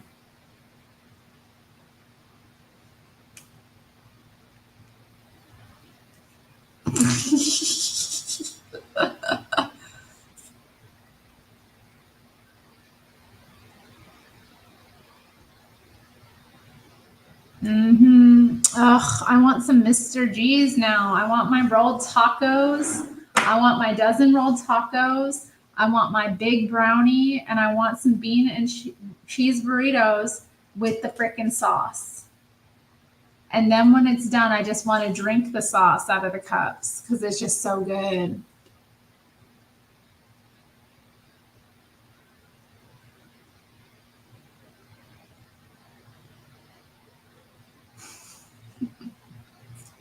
Tomas, because I can do those things well for myself and my estate. Tomas with the estate. Girl, you're going back there in 2 weeks? Good for you. Oh my God. Yeah, Amber was just saying that her aunt sends her chili pepper sometimes. It's so good. Why is it so good? Like, why is it the most, it's like so addictive and like, I don't even know what to say about it. Like, I think Mr. G's was just closer to my house, you know? So like I periodically like stop there on the way home from work and get like a big bag of like goodies. So good. Mr. G's, where are you at? I saw somebody drove through like the Mr. G's, like somebody drove into it. Yeah, of course. No, there's nothing like that in Portland. I mean, there's some great Mexican places here. Don't get me wrong. I love some. There's some Mexican places I really like, but yeah, there's nothing like Mr. G's. They use lard. Yeah, they better use lard. That's what makes it so good. Oh God, so good. Ugh. Yeah, lard is way better. I'd rather eat lard. I would much rather eat lard than vegetable oil. Like, ew. Ugh. Ugh. Like, why? Why would you do that when you could actually like have real food? Real nourishing, healthy food that's good for your skin, for your hair, for all your freaking organs. Like, why wouldn't you eat that? Most of Terry's audience is from the snake pit. Well, I don't know. There are probably other people. That's just who's chatting right now. Although we only have 9 people viewing. I don't know. Amber is not from the snake pit. Although she would be a welcome addition in the snake pit, no doubt. She could hold her own. And then Kate's not from the snake pit either. Kate isn't from the snake pit. I know. They totally like,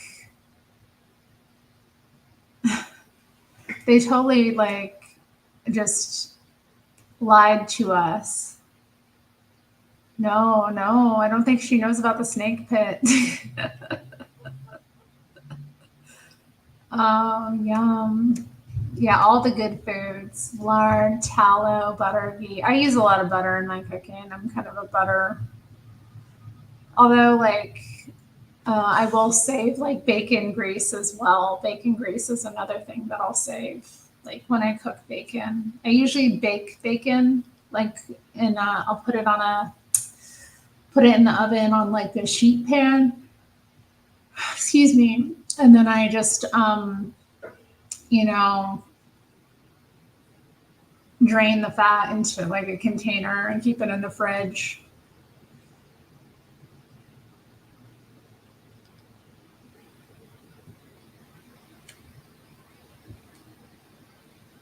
No, Tomas, it's because someone has to. She always expects to get love. Why shouldn't we expect to get love? We're snakes too. I know it's so funny. Like, Hake did like a clip? He did a clip today from his Harvey Weinstein thing, and I was mentioned in it because I was in the chat. Like, I think I was like fooling around with Nugget Man. I think I was like we were like picking on each other a little bit, and then yeah, I was like I'm being bullied, and he was like, well, just block people, Terry.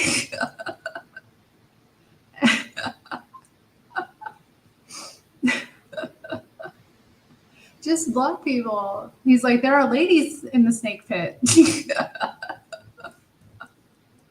They're just funny. Like there are ladies in the snake pit. I'm like, I am a snake. What are you talking about? I am a snake. Like you ain't figured out I'm a snake yet? He's like, it is the snake pit now. God, it was funny. Yeah, of course you're welcome. Hake report. Yeah, or Jesse Lee Peterson. Yeah. So yeah, it's the live chat that runs when these people are doing their shows.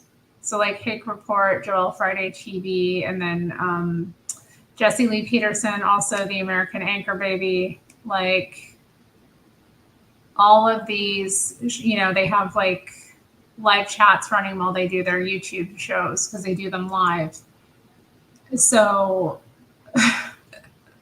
the chat is interesting. I've met a lot of the people you're talking to here from those chats just because like yeah. But yeah, there's less girls in the chat, so and we're taking over though. The girls are taking over. We're getting all our estrogen up in the chat. We're showing these men how to do it. We're improving the chat by our presence. That's what I'm saying.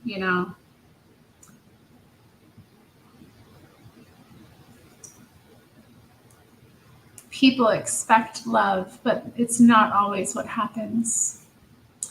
And legal adults know that.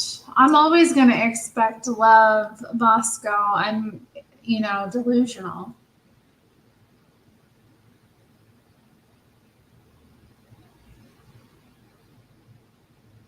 Hmm.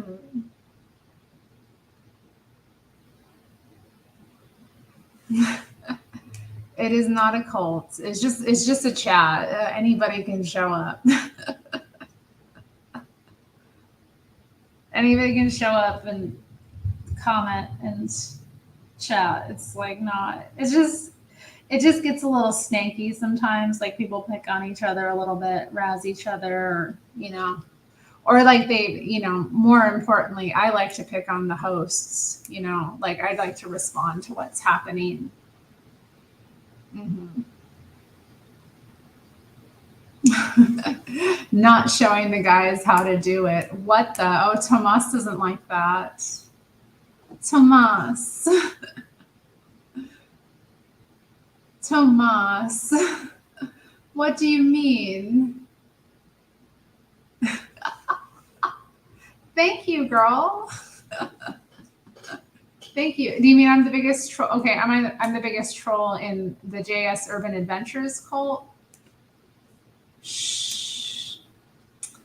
I'm over Sean. Sean is like not it. I am not in love with Sean anymore. I was never in love with him. I just thought he was cute. And he is cute. He's a very good looking young man. But he's not the one.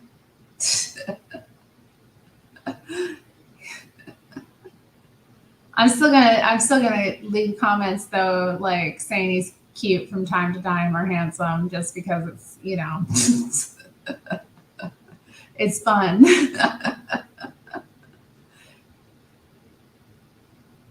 But he's not the one. He's I don't know, he's a bit young for me. I mean, I don't know. He's not that young, but still it's a bit too much. It's a bit too much.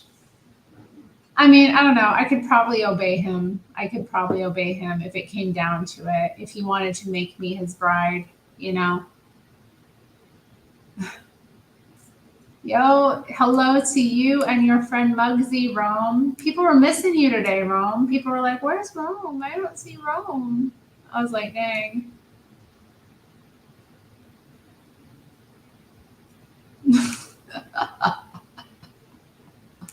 Tomas is genuinely participating in the chat as a normal person.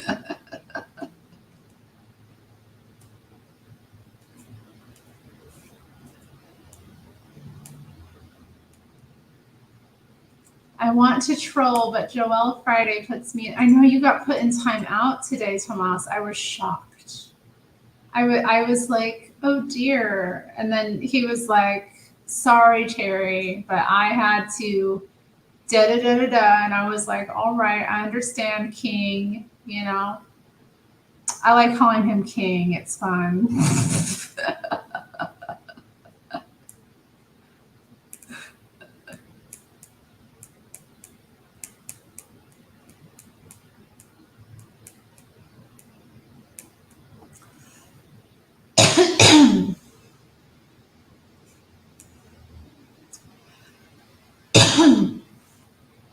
Pardon me. Yeah. Sean. Handsome young Sean. He did a good job, didn't he, the other day when he hosted? I was watching on catch up that evening, like before I went to bed, and I was just like, oh, he's good. He's good. He did really well. I was like, good job, Sean. That's my Sean. That's my little brother.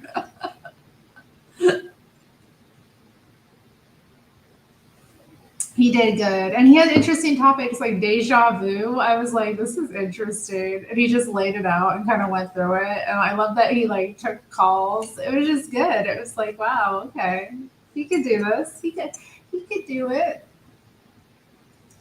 You can do it, Sean. You're gonna end up with your own show one day.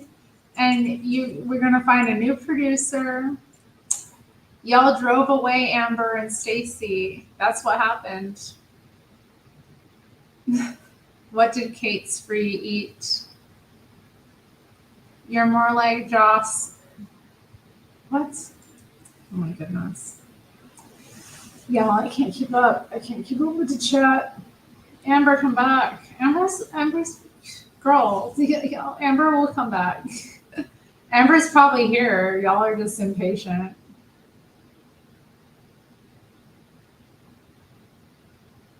Sean seems like a right to point kind of guy. Yeah, I get that impression too. I like that about it, though. I like that because Nick be talking sometimes. I just get up in the chat sometimes because he's just talking and I'm not even listening.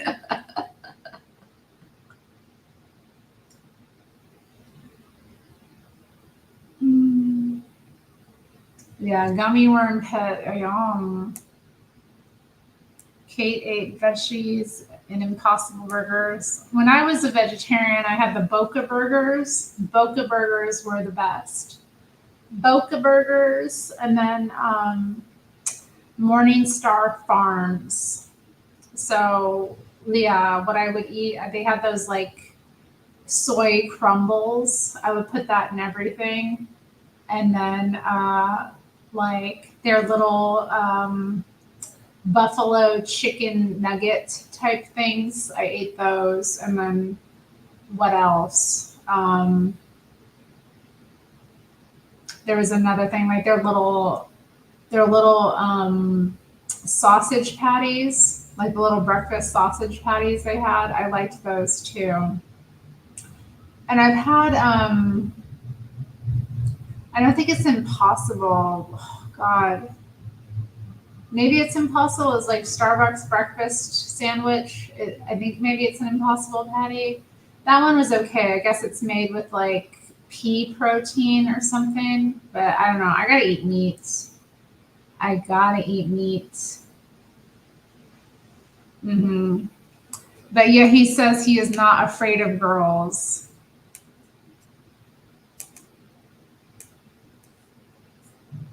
Hmm. But he says he is not afraid of girls. Come on. Oh my God, Tar Baby. Tar Baby, be nice. I know. I don't know. I've had people offend, like just bother me, but I just block them if they're really that nasty. Because some people just are like nasty. Like I've had this guy Anthony the past couple of days telling me to stop drinking milk. Like put the milk down. I'm like, what the hell is this?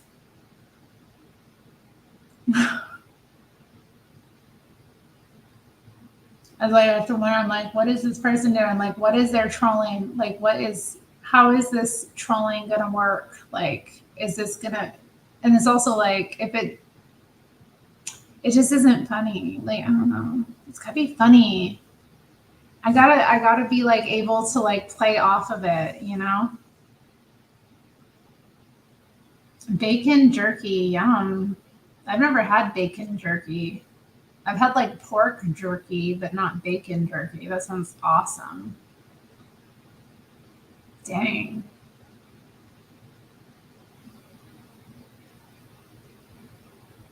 What did I eat today?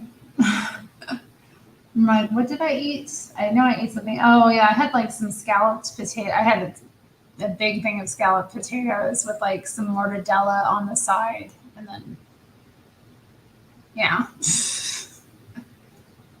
that was my big lunch. My OMAD.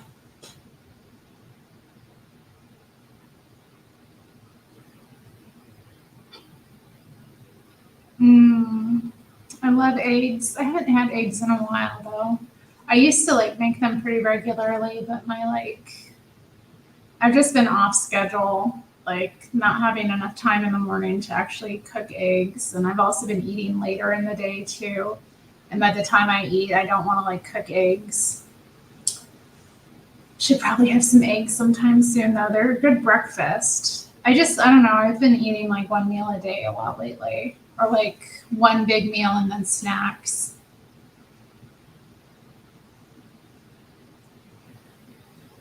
Yes, yes. It's easy to get butt hurt, you know. We all get butt hurt from time to time, you know. We're only human. We're gummy worm snakes, but you know, sometimes sometimes our feelings get hurt.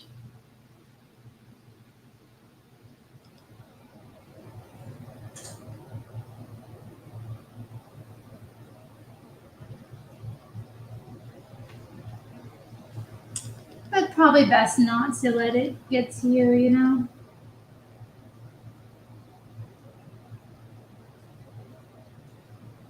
If you can help it.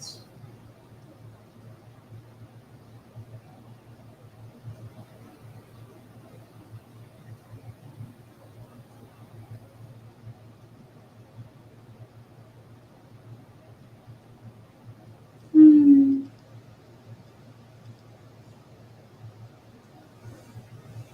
I know. I should do that. But okay, girl. I've never eaten them. I've never had fried egg. I'm in love. Even though they have a cart like not far from me, I still haven't eaten their food.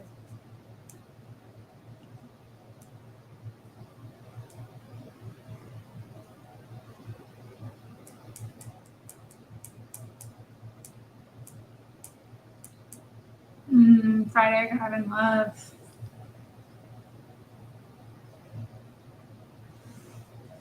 How have I not had fried egg I'm in love?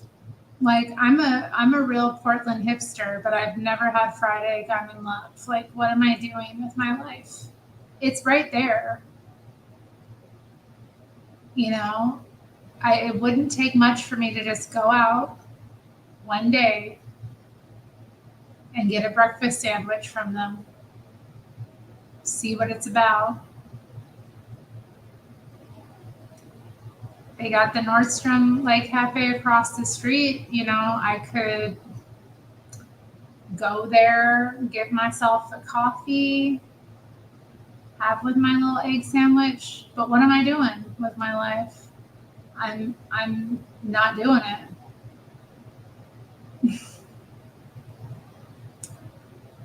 I don't know. There's also a lot of options too. I'm like spoiled for choice as well. So like, I mean, there's just so much to eat around me. Like, uh, I'm sorry, Ron. Yeah, I am getting kind of. It's been a long week. You know, I was tired today. Thankfully, my cat like when I was working, he came over and stopped me for a bit and had me take a break. And then when I came back, I was more awake. But yeah, I got in a really bad slump kind of mid mid afternoon. It wasn't nice. So I think, yeah, and it's also Thursday. It's like nearing the end of the week. I get tired. I just want to like rest. Working full time is hard, man. It's you know, it really does get to you after a while. It's like, wow, I'm like always at work, or like I'm at work most of my waking hours, most of the week. Do I work on the weekends? I mean, if I have to, rarely. I will work on the weekends if I have to, like if I have to catch up on stuff. Want to know a quick Yuma breakfast? Try it once for me. Yes, of course. Or yummy breakfast. Yummy breakfast. Tell me about the yummy breakfast. Hey, Matthew, welcome to the chats. She go tell us a yummy breakfast, not a Yuma breakfast. I was like, Hector's breakfast burritos. Oh, that place was good, but like really bad for you. Like, oh my god. Over easy eggs with hashed potatoes and a nice ribeye. Mmm. Well, welcome to the chat, Matthew. I hope you had a good day at work. I heard about your coworker, not your coworkers, but your underlings getting fired. That sounded rough. I don't know. I've never really had steak for breakfast. I've never really done that. Not really delved into that. Steak and eggs. Like I've had steak and eggs for dinner, but not breakfast. Mm. Tar Baby Yoda says, "Oh yeah, I remember Matthew saying that he blocked you too." Tar Baby Yoda is here. Just so you know, Matthew. Yeah, I don't. Why do people tell on themselves? It's so stupid. Like, hello, you're working right now. Hello, you're getting paid to work. You're not getting paid to complain. If you want to complain, do it somewhere else. Cover your tracks. Be sneakier. Your employment is at will. God. I mean, how old were they? It sounds like they're so immature. I can't even fathom it. Like, that sounds like something that, like, you know, somebody does their first job or something. All right, here's what Amber recommends. Warm up a whole wheat tortilla, add almond butter, banana, a tad of cinnamon, honey, and raspberries. Roll it up and cook it again. a bit, take raspberries and smash in a small bowl, and then dip the roll in it and eat. Dang, girl, what the hell? Yum. A whole wheat tortilla. I never buy those. I always buy the regular tortillas. I have done like something similar with a regular tortilla. Not all of that, but I've done like peanut butter and banana, like heated up and grilled in a tortilla till it gets all melty, or like peanut butter and jelly. Terry Tomas asked if I'm single. Tomas, why? Tomas, you need to be put. You.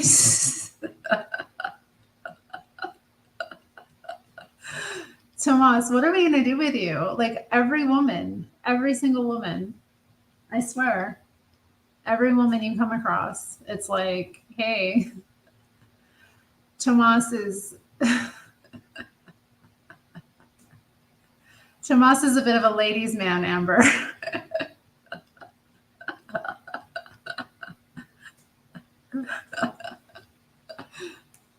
Don't hate the player.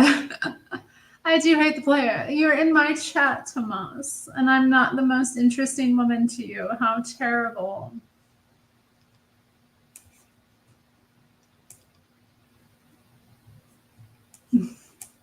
Amber, you're beautiful. But yeah, Amber's family, as they say, like, yeah, she's she always dates these incredibly, like, I don't know what to say, like gorgeous femmes. I don't know what to say. Like they're just like high femme. I don't know. I'm always like, dang, Amber.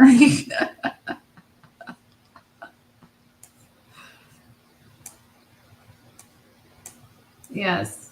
Amber's a bit of a ladies' lady, yeah. She's also the kind that like gets straight girls too.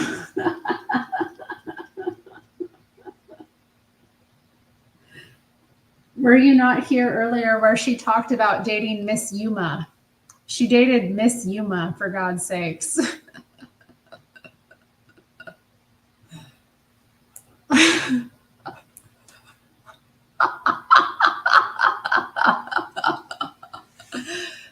Knock your wooden clogs Dutch style.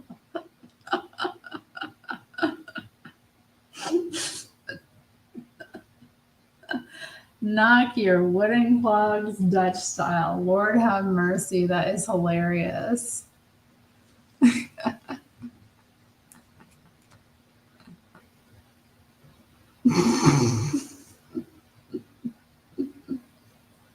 Miss Yummy. No, that sounds good.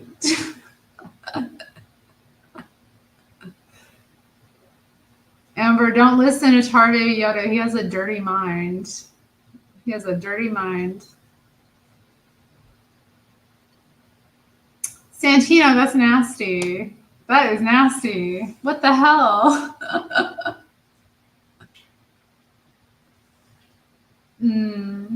Yes, snake pit jokes. Yeah, don't mind Tar Baby Yoda. He's a bit. I'm surprised he didn't put an eggplant emoji in the comment.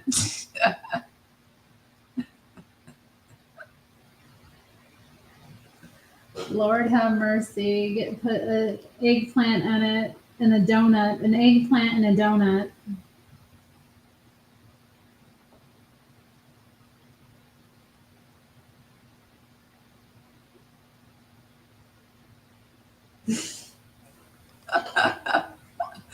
Knock your wooden clogs Dutch style. Lord have mercy.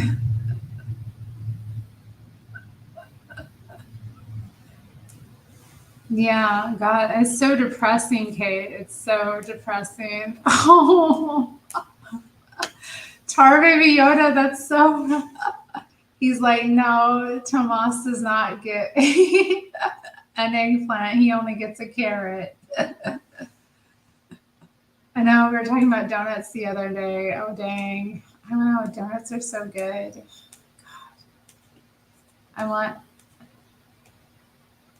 All right. Tomas has come to his own defense, claiming to be 6'6" and proportional.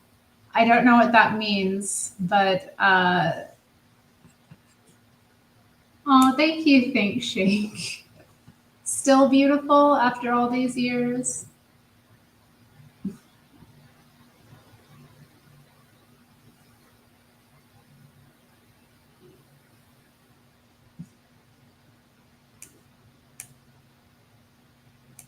I know, I know. I just think of all the like times I ate horrible food too, like or just like boring food when I went out to eat with other people or like ate sides or something like just don't dox the crotch, Tomas. Tomas, you don't need to prove anything to us. We know that Tar Baby Yoda is just kidding.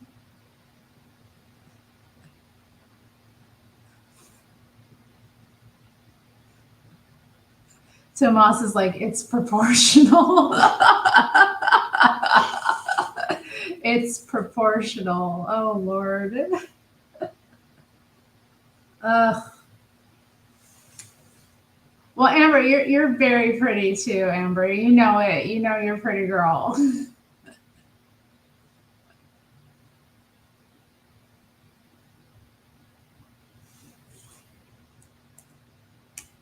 I'm 5'11" and ripped. I'd whoop your ass, son.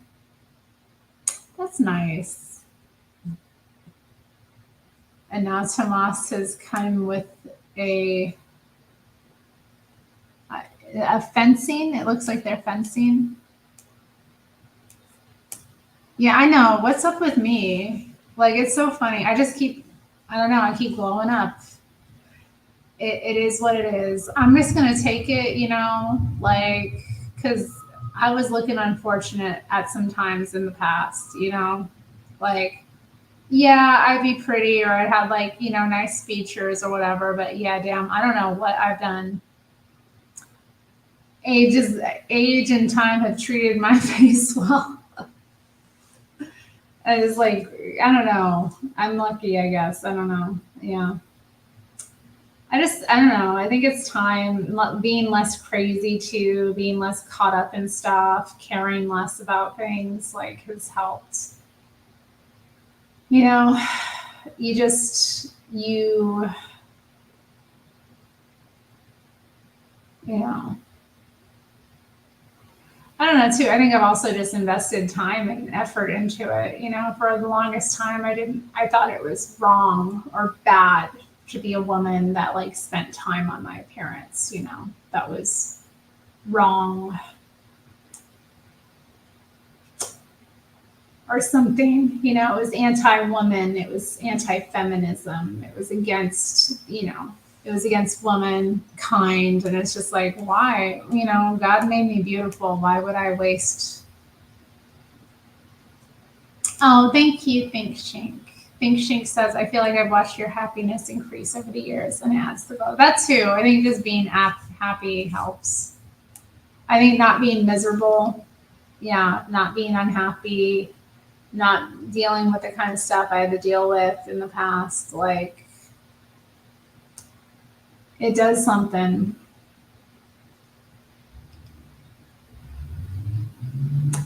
I don't know. I don't know, but thank you all. That's very nice. That's very nice of y'all to notice. Thank you.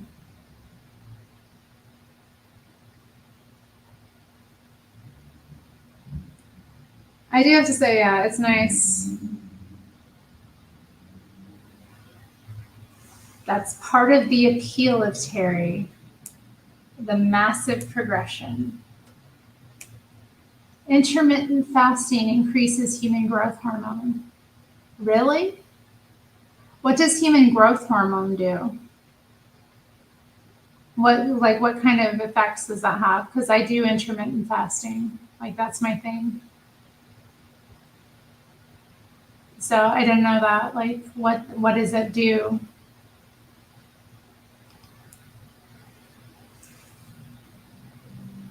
Yeah. Youthfulness. Youthfulness. I think I look my age. I don't know. I mean, I saw this hilarious like video of this woman where she was like, she's kind of a rough looking lady, I'm gonna be honest, and she was like pretending to be one of the like age, one of the millennials that's like, I don't look my age at all. Like people still card me when I go out. People think that I'm my sister's sister. Like just like I watched it, I was like, oh dang. So I mean, I feel like I look my age for sure. But I mean, what 38 doesn't have to look bad, you know? Where do we get this idea in our mind? I mean, you're still young anyway. And like if you're really pretty, if you actually are really pretty or attractive, like that's not something that's gonna fade, you know, not for a long time anyway. So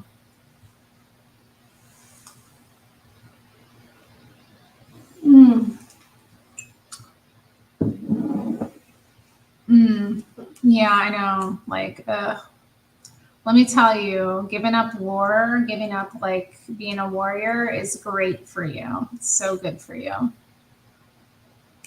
Why do I have to be a warrior? I'm a woman. Why do I have to do that stuff? Did Santino leave? Bye, Santino. Sorry.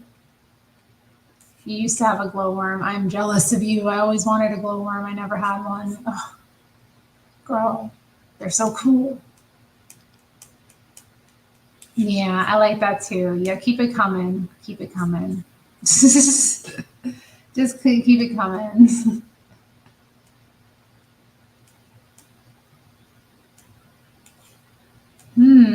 Fasting increases your growth response because the body is trying to make you succeed at the hunt the next go around.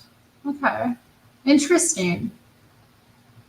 Yeah, I don't think my skin has thickened at all. My skin isn't like thickening. It's definitely like a lot thinner than it used to be. But I've also lost a lot of weight too, which can kind of age you a bit. Um, but I'm content with how I look, you know? I like the way I look. I don't know. I'm content with what I see. And yeah, my glow up. My glow up. If I look at myself like Amber 10 years ago versus now, I will pick now. I know. You're 31. Oh, she's 31. You're young, girl. You are young. Mm, still so young. Yeah. Yeah, you were young then, though, too. Yeah, I was like 28. It was 10 years ago. That is blowing my mind. I can't believe you had to come on and be like, we met 10 years ago. And I'm like, oh, yeah, that was 10 years ago. What a life. What a world. I can't believe that was 10 years ago.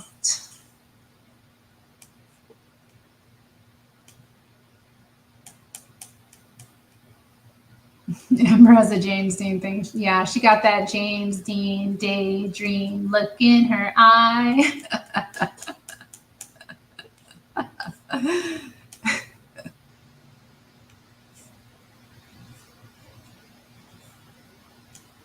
Tar Baby Yoda, why are you starting drama? Why are you starting drama? Why are you starting drama?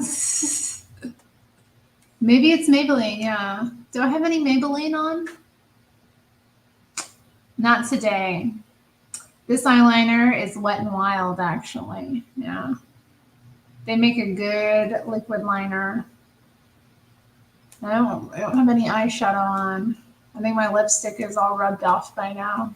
And yeah. Nope. No Maybelline. Yeah, I put collagen in my coffee in the morning. So I do collagen peptide powder.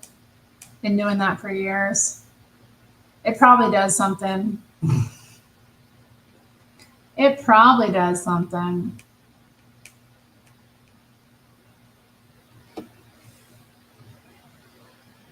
I know. Like, why can't the people who want it just have it and leave the rest of us out of it? Yeah, you do look the same. I mean, you don't age much in time. And then, like, there's one day, like, where you just wake up and you're like, whoa, I look different. You're better looking, Rome. Oh my God. That's nice. Terminating nice.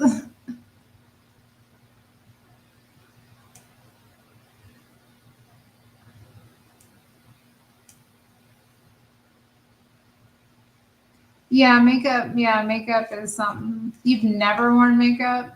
Dang. I mean, I went a long time without wearing it. Yeah, makeup can age you. It can. I am generally against it. Not unless you don't like my makeup. You don't like my winged eyeliner?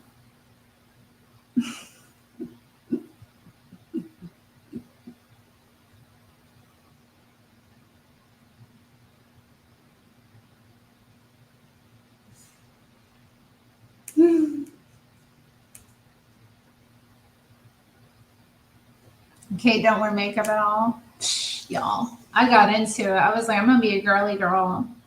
I mean, I am a girly girl. I spent so many years like not being a girly girl. Like for what? For why?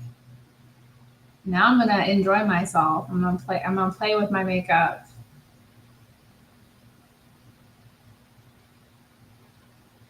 You see me, Terry? You see me? What do you see? You like my makeup? Matthew likes it.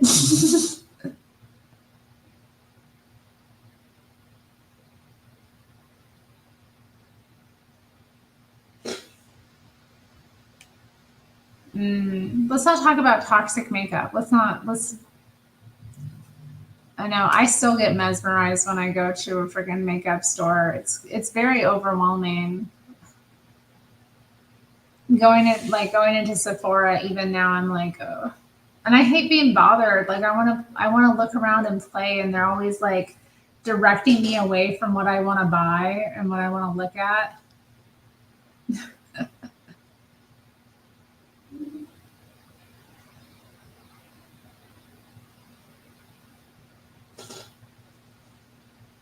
Imagine if you turn into a girly girl. Oh my god. Well, you'd be very pretty. You pretty either way, you know. Do I have any other Girl Scout brownie stories? God, I can't really remember. I don't know. Like, I don't think I do. Like, yeah, I think I kind of went through the gamut of what I remember. I mean, there were so many, like, I was in it for a couple of years, so I should have more memories, but like, no, I just remember the kind of like tragic disappointments. I do remember like making a doll out of yarn once. I had to do that on my own. And so, like, I remember that was one of the badges I earned on my own, actually, from like my Girl Scout book. So, like, you get a Girl Scout like handbook, and I saw this way to earn a badge was to make this doll. So oh, excuse me, I had some yarn because one of my dad's friends had taught me to knit when I was like 7 or something. So I had it just sitting in the closet. So I had to figure out how to make a head. Like I had to make a little round ball. So I ended up like making a head out of some duct tape, and just making a ball out of duct tape. And then yeah, you basically what you did is like you kind of like wrap the yarn around the head and then tie it.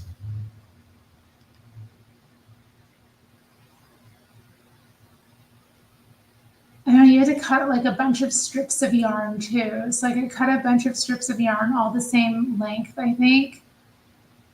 And then I wrapped like those around the head, and then tied it like, and that was the neck. And then you had to like take two pieces and fasten them to be the arms, and then two pieces to fasten to be the legs. It's kind of, you like split the rest of the yarn into basically fourths, and then tie off at the ends with another piece of yarn. And that's how you make like your doll. And so like I made this doll and took it to my troop leader, and she applied to get me my badge for that. So I remember doing that. But like again, it really wasn't a positive experience for me. I also remember going and selling Girl Scout cookies. Like I went and knocked door to door, and I had this crush in like elementary school. So I went to their door. Just sold some Girl Scout cookies.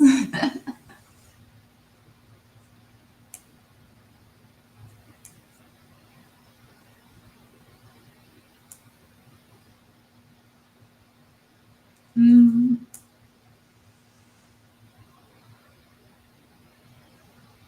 Yeah, I mean, there's just so many different brands and things going on, and like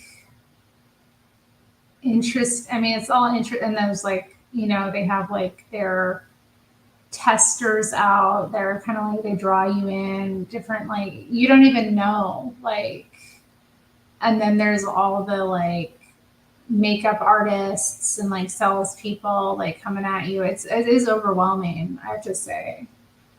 Like when I go and I just like, I want to go look at different things, Also when I go to Sephora, I want to hit up that Sephora brand because that stuff is like quality but cheap, So I want to hit up that first. And they're always like, oh yeah, let's go take you over here and take you over there. I'm like, no, I want to get that. Girl, let me get what I want. And then there's the perfume too, which perfume like gets you caught up forever. And then like all the like skincare products. I mean, it's just a lot. And then you have like people like, coming at you every couple minutes, with a different, sales pitch or this or that or the other. It's just like overwhelming, and you just want to kind of play around and look at things. So I don't know. Yeah. But I enjoy buying makeup.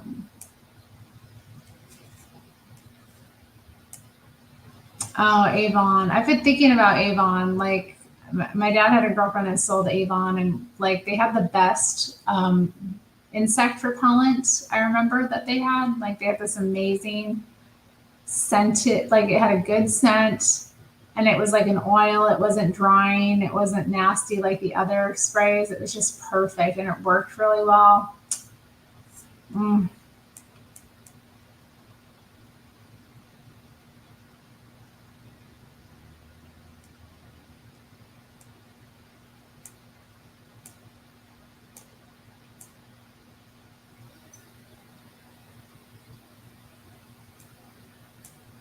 Oh God, yeah, I never did that. I never did that. I refused to. I would be like, nope, not gonna do it. It's like, it's so like, why do I need to sell chocolate for you? Like, it doesn't make any sense. Like on my time off. It's all kinds of BS that kids have to do. Like, it's just nonsense. I don't like it. I don't like it. More reasons to not send your kids to public school.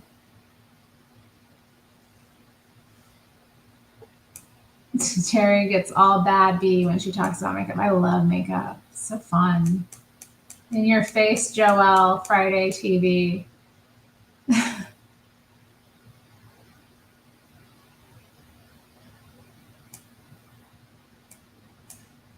What brand of makeup do I use? I use all kinds of brands, and I also have like an Ipsy. Is it Ipsy?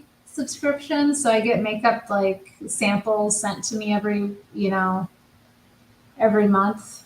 I get like a little packet with like 5 different makeup products. So um, it depends. Yeah, I use a lot of different products. I also like go by color or whatever. And I'm a drugstore girly. Like I'm not making the kind of money where I'm spending money on luxury products. I'd rather like save that money or invest that money elsewhere. So, I mean, like I use like Elf and NYX too, are two like drugstore brands that I'm pretty fond of. Revolution too is good. I've gotten a lot of good stuff. I also like go to like places like TJ Maxx, or Ross or Marshalls to pick up like more name brand makeup too. So, I mean, I have a lot of makeup right now. Just to be honest. Also, people give me makeup, so there's that. I do have some. I don't know. I do have some nice palettes. I should say, not completely like. I don't know. I use a lot of different brands. Um, I don't really use like foundation or that kind of thing. So I do have some in my collection if I want like a more if I want that look, but usually like day to day I just would like use primer and then do like my eyeshadow, eyeliner, mascara, blush, and then like a lip thing, and then finish it off with some like setting powder. That's pretty much my routine for makeup. But like I said, this eyeliner is Wet n Wild, baby. It's the Wet n Wild liquid liner, and I love it. It's one of the better, like, cheap drugstore brand. Doesn't do me wrong. But I've gotten into like, color matters to me as well. So I do buy a lot of like Asian products, like Korean or Chinese, like makeup, just because I like to have different colors of eyeliner. Eyeliner's kind of big for me, especially like white or pink or red eyeliner. I like to have those colors. So NYX has a pretty good line of like affordable, easily available colored eyeliner. So that's helpful because I just like the look, especially if you do a cat eye with like a different color. I think it has like an interesting effect. I love makeup though.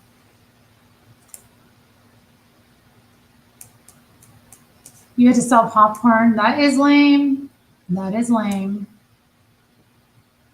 I mean, yeah, I make money like doing like tasks for people around the neighborhood, or like even my dad, would give me money for like the wood, know, stacking cords of wood and that kind of thing.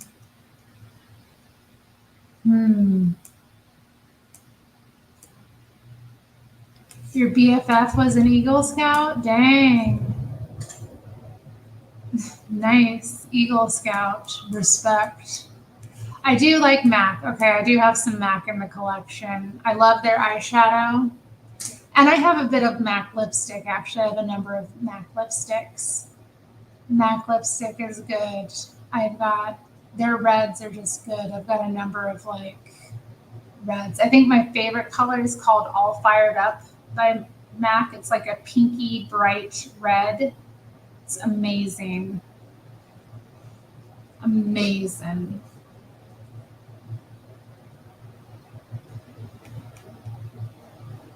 Your skin is too sensitive. Oh, oh.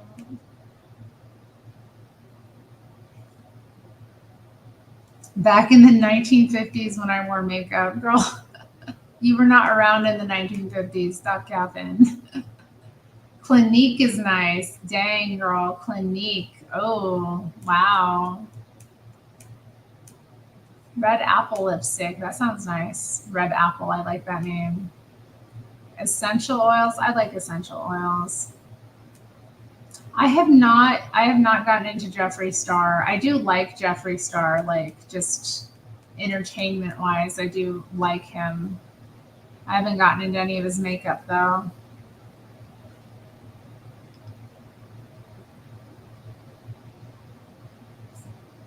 Hanging out with someone into makeup, clothes, and clubbing. Oh my goodness. I know. Makeup is, yeah. Well, I'm also like, I'm in a pretty, I know makeup is a lot easier to find, but I do well. There's a Sephora not far from me, and then there's also like a Nordstrom Rack. I get a lot of makeup from them as well. Nordstrom Rack has a pretty good selection. They also have like NYX there. I like the NYX liquid lipsticks. They have these like matte liquid lipsticks. Those are amazing. I love that brand. Like I've got a number of colors of it. Like every single one is awesome. I think I like the dark red one the least. But today I was wearing like a nude color one. We've got like a number of pink ones that are really nice. They set well. The man wearing makeup. Yes, he is a pioneer. He is a pioneer of that. I mean, I don't care if men wear makeup. I don't care. Like, I do. I mean, I'm not like, I don't like men. Like, I don't watch like makeup influencers very much though. Anyway, like how do I put this? Like, yeah, I don't want there. I don't follow anyone. Like when they do makeup tutorials, I don't find that very interesting. I don't watch that at all. But so I don't really care about like I don't know. I've never watched. Actually, I shouldn't say that. I have watched a couple of Jeffree Star reviews where he reviewed different like makeup brands. Tomas is like not having it. He's like, "This is women's night. Good night. I can't take any more of the makeup talk." God, well, change the subject, Tomas. Dang. Isn't he bisexual? He's bisexual, right? He's team bi. He's with the bis. Don't participate in bi erasure. Come on, it's important. You're literally committing genocide when you participate in bi erasure. Um I like his vlogs though. He has interesting vlogs and he's got that place in Wyoming and he's got his own like ranch now where he's like growing or he's like raising yak. I don't know, he seems interesting. I like him. I don't know anything about Slayer. I've never gotten into Slayer. I don't like metal very much, it's not for me. I love knitting and crochet. I love it too, but my hands don't work very well anymore and I can't really crochet. I've thought about getting back into knitting though. It's like, well, my hands don't work very well, but I could probably knit, you know, get back into knitting because my wrists, I mean, my wrists aren't great, but they still work. I miss crocheting though. I love it. I like it. Just it's such a fun pastime for me. Really miss it. Chocolate milk is greater than water. Chocolate milk is greater than water. I don't agree. I do like chocolate milk occasionally, but it's like a very occasional treat. And I get this like fancy, organic, expensive chocolate milk, that's like from Whole Foods and it's like really heavy fat and thick. Like that's the chocolate milk that I get when I want a chocolate milk. Like I need a damn good chocolate milk. Like I can't play with any fake chocolate milk. I gotta get like the richest, most luxurious chocolate milk you ever heard of if I'm gonna drink it. So no, I can't agree. I don't think it's better than water. I'd like pick water like I don't know, 19 times out of 20, probably over chocolate milk. Matthew says, I prefer my women don't like metal. I need something to myself. That's important. It is important to have like, your own things. That's fair. That's fair. Oh, what's this? Oh, I love Jasmine.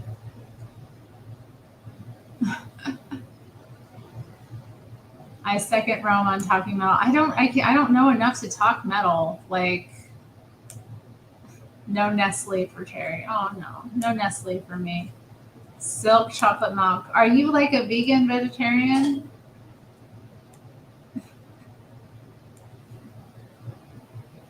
Matthew looks like he swims in chocolate milk for the love of Pete. You just had a chocolate milk? Oh my. Megadeth. Okay, yeah, Megadeth is pretty good. I'm trying to think of like any metal that I'm into or like that I like. I don't know. I don't like metal. I don't really like it. I never got into it. It's like probably could get into a song here or there, but I can't really. I mean, I guess I like Black Sabbath. That's metal, right? Like, you know, Ozzy Osbourne, Black Sabbath. I guess I had kind of like an Ozzy phase where I was into Ozzy and like original Black Sabbath. That's metal, right?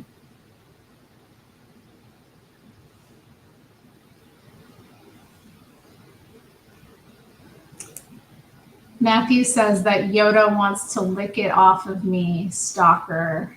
Dang.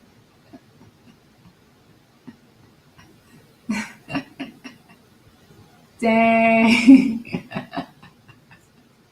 All right, Rome concurs that Ozzy is good. Yeah, I like Ozzy. I do like Ozzy. I've only blocked 3 people on YouTube and they're all Yoda. Okay, yeah, is Tool metal? Okay, I like some Tool as well. Again, not like super hard. You have Dave Mustaine issues. What's your issue with Dave Mustaine? I don't know anything about it. Is he problematic? Sabbath is considered doom metal, which has a slower style meant to invoke a sense of dread. Poor Tomas, why did he leave? He could be talking about metal with us. He just needed to wait a few minutes, but he just got so upset by all the feminine energy. I don't know. What am I to do with him? He's terrible. And then he was going after Amber. I mean, my God, in my chat. He went after Stacy. He does this to me all the time. He flirts with me constantly. And then he ignores me and goes and talks to the other women. Like, are you single? How old are you? Like, oh my God, what am I to do?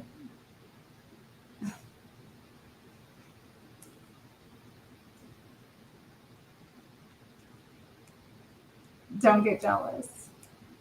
I'm not jealous. I'm hurt. I'm not jealous. I am hurt. It's very different. I know what I am. I know who I am. It's not jealousy. It's hurt. Tomas is Pepe Le Pew. I'm going to call him that tomorrow if I see him. Pepe Le Pew. He is Pepe Le Pew. And I'm the damn little cat that keeps getting a white paint thing down my back.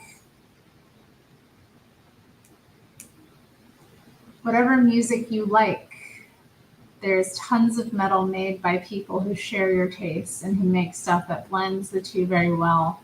It is by far the most varied kind of music. My goodness.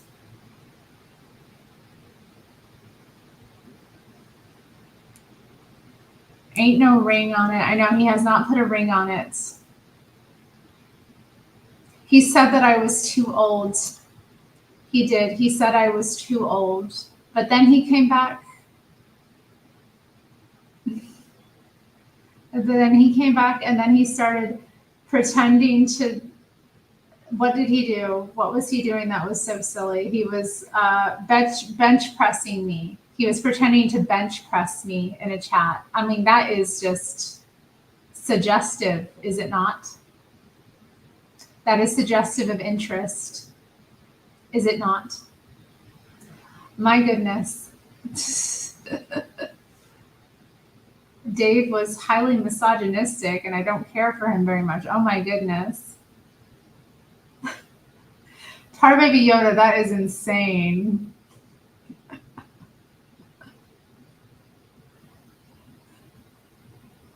Tar Baby Yoda, that is insane. That is an insane comment. What is a Dutch reverse?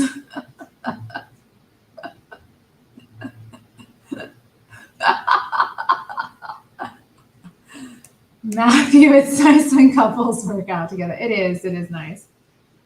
I don't know. Tomas. He's I don't know. I don't know what he's doing. He says he's 25. I mean, I don't know. That's too young, isn't it? I mean, my dad married a woman that was 13 years older than him when he was a young man, and it seemed to be a disaster. So I don't think it's probably a good idea at all. But why does he spurn me? Why does he spurn me? It doesn't make any sense. My little fox. Are you having some chimpkin? You didn't finish your chimpkin earlier? You got some more chimpkin in there? Yeah. Get your chimpkin. That's good. That's good meat. That is good meat. Yes. He's 6'6", and he was bragging about making six figures as well. He's 6'6", and he makes six figures. Well then. He's like, Terri, he said like last week, he was like, Terri knows how much I make. And I was like, I have no idea how much you make. I've never seen any of your financial records. What are you talking about? Hippie Sabotage, my latest favorite chill music. Is this the name of a group, or is it a genre of music?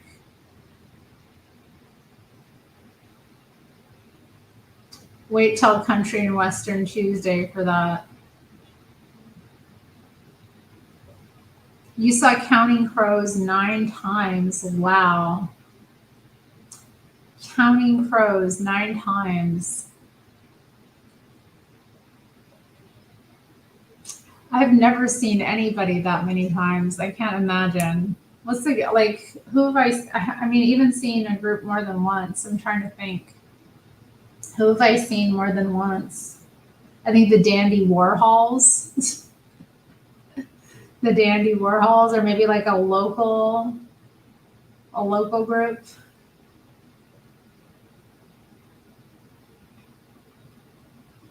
I mean, like local bands I've seen multiple times, but yeah. I mean, the Dandies are local here, so it's not surprising I've seen them multiple times. I've seen Lady Sovereign a couple times too. Yeah. So I've seen her a couple times. I saw Gravy Train twice as well.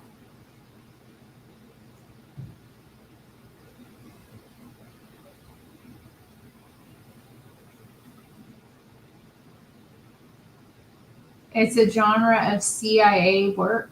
What? Hippie sabotage. Hee hee hee. Oh, Kate was in love with him in the 90s. Oh, how sweet.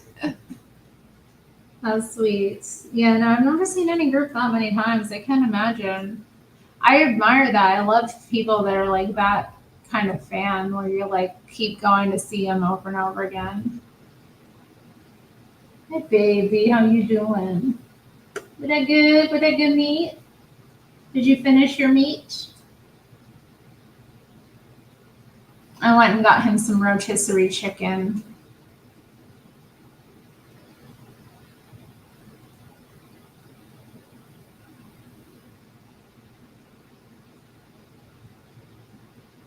So he's feeling himself. He got some rotisserie chicken earlier. He didn't finish it. He left a little bit and then he got some more. Now you want some cuddle, don't you? You had some more chicken. Now you want some cuddle, don't you? You want some of this? Hey, baby, what you want? You look like you want my lap. What do you want? You want up here? You want a little cuddle now that you had some more chicken? Pretty good chicken? Pretty good. Yeah, they love just scanning that chicken. They like scanning it. The other people don't. Yeah, that's good. The nicest fatty chicken too. They get them big chunks. She gotta rip them up for him. Good chicken. You spoiled? Are you a spoiled boy? Yes, you are. You deserve everything I spoil you with? Yes. You deserve even better than what I give you? Yes. Yes, you do. Terri always advises me on Facebook to adopt the beliefs of some guy who used to front the Smiths, but never his music, I seem to recall. I love Morrissey's music. Didn't I recommend to you his music? Didn't I tell you to listen to Low in high school?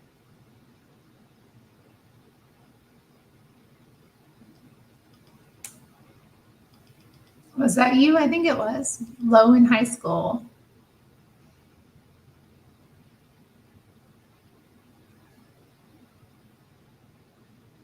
You saw Kid Rock multiple times? Oh, God. Ba with a ba.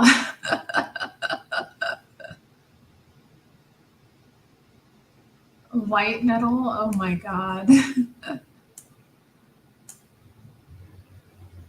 I can't imagine seeing Kid Rock. I don't know that I could handle that. Yeah, I don't think I could handle a Kid Rock concert. I just don't think I could handle that. He was mean to Pam Anderson. Well, screw him then. Did they date? Did he date Pam Anderson?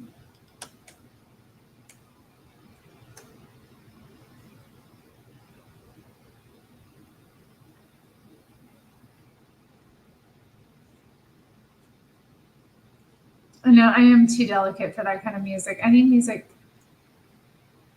low in high school. Low in high school. It's like, I think 2017. It's very political.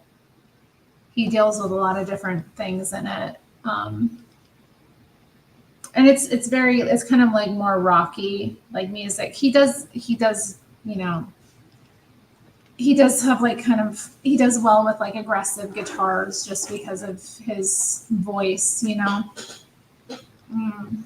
So they were married. Oh God, what was she thinking? Pam Anderson has been married to some like scuzzy dudes. Like what the heck? Kid Rock. Like why would you marry Kid Rock? Like oh. He's got long hair with a fedora. Like, come on. Ugh.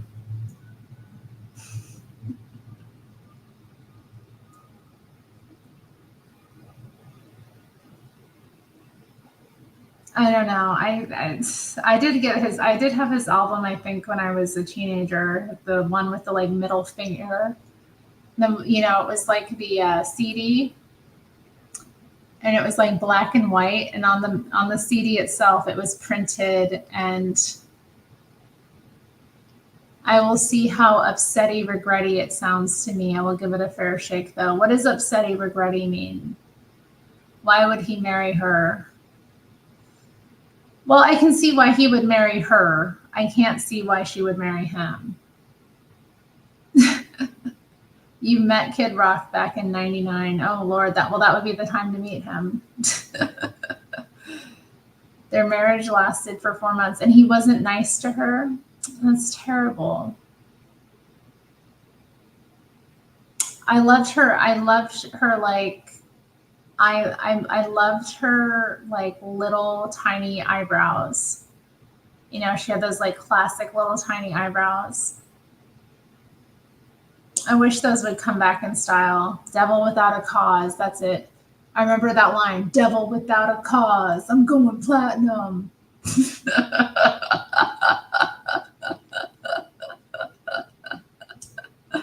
Yeah, like the I remember like the album, like the cover of it was like red or something, and then you open it up and it's like black and white CD, and then he's got the middle finger on it, which was like so edgy at the time. Matthew, you better clip that because that's the only time you're gonna hear it. Devil without a cause. I'm going platinum. So funny. Oh, I'm trying to think. Yeah. Then around that time too is when I got like into Eminem because he had just come out, got the Slim Shady EP or LP, I should say, not EP, the Slim Shady LP. Good times. That was so like yeah, I got that album. I had the Kid Rock album, and like what else at that time was I listening to? Hmm. Hmm. Thinking. I mean, those are the two. Those are like the two that I can think of. I didn't like. I didn't like. Yeah, someone just meant. Stacy just mentioned Fred Durst. I did not like Limp Bizkit. I never liked Limp Bizkit. Like they, ugh, no, no, never, never, ever. I couldn't stand that guy. And then you know what? Later on, I found out like that they had beef with Placebo. Like it's the funniest band beef I've ever heard of. I might pick up. Let's see if I can find a clip of it because I got this Placebo DVD where they talked about having beef with Limp Bizkit. I'm like, I wouldn't like in your mind two bands that would you put together to have beef with one another, Limp Bizkit and like Placebo, but they did. Oh shoot, was JS Urban Adventures live? Oh well. That's probably where Tomas went. Let's see if I can find this. I'll play it.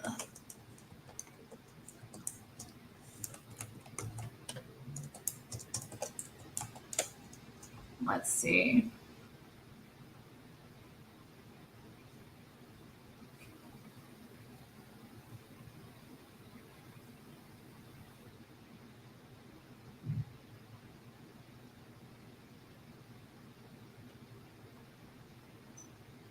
Oh yeah, Corn. I did get into Corn too. So yeah, Corn. It was Corn, the Kid Rock album, and then yeah, Eminem.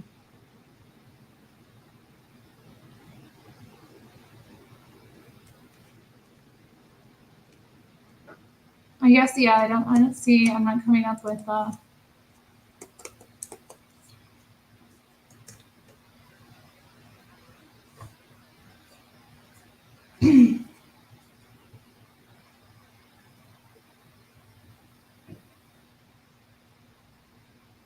Yeah, it's not coming up. But I guess like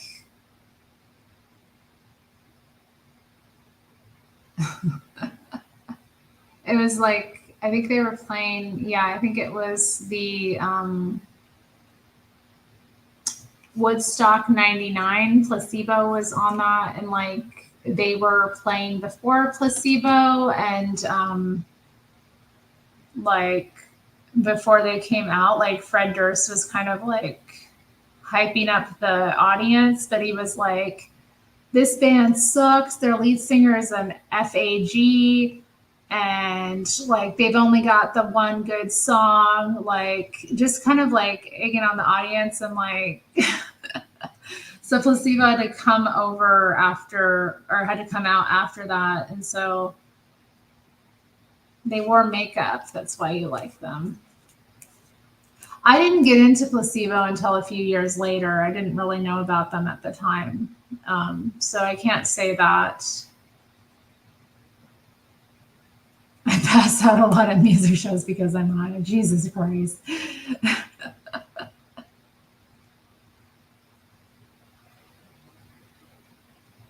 um,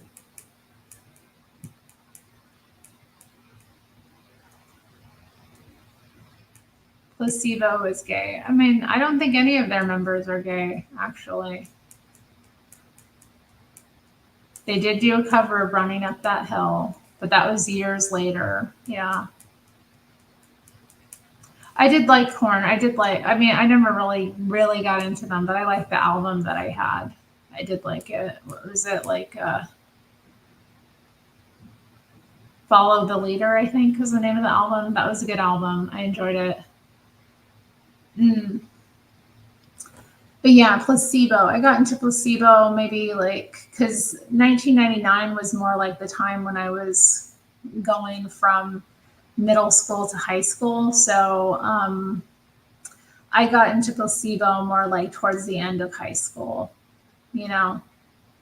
Um, yeah, I agree, Stacey. I prefer mid 90s music. I really do because I love Britpop. Britpop's like my favorite genre of all time. Just best, all the best bands, you know. All the best bands. Yeah. No, I didn't. I did not. That is lies and slander. That is lies and slander. Who brought up Depeche Mode? I love Depeche Mode, but I didn't bring up Depeche Mode at all. Did somebody else bring up Depeche Mode? Um, I didn't. Why you say I like Typo Negative? I never got into them. Rome likes Typo Negative. Stop mixing us up. Oh, Matthew just brought up Depeche Mode to talk ish.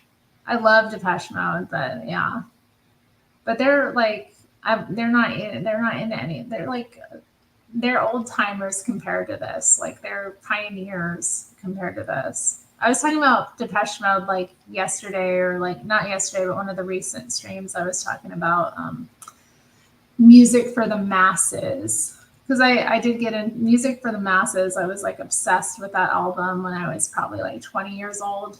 That was just it hit, you know, it hit so hard when I was like got into that age. I was like, I'm taking a ride with my best friend.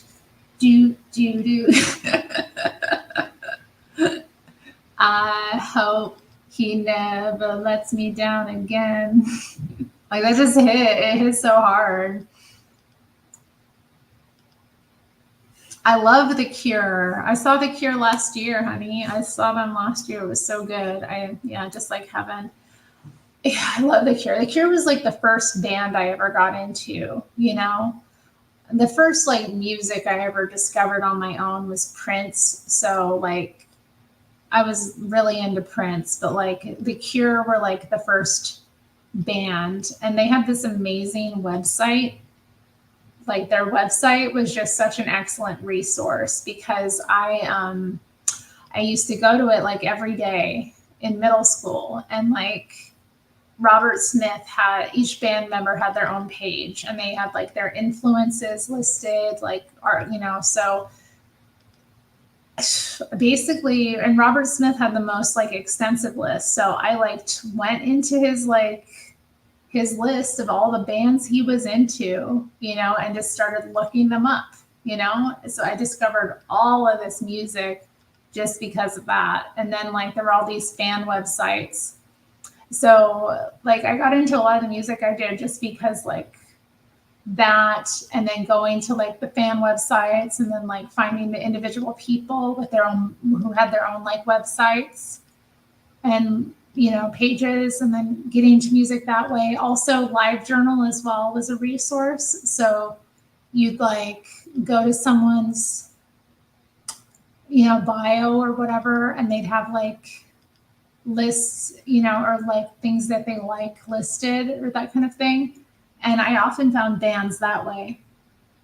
So I got into a ton of bands from that, just like people's, excuse me, profiles and like also Robert Smith's page on their website. And that was during like the Blood Flowers era. So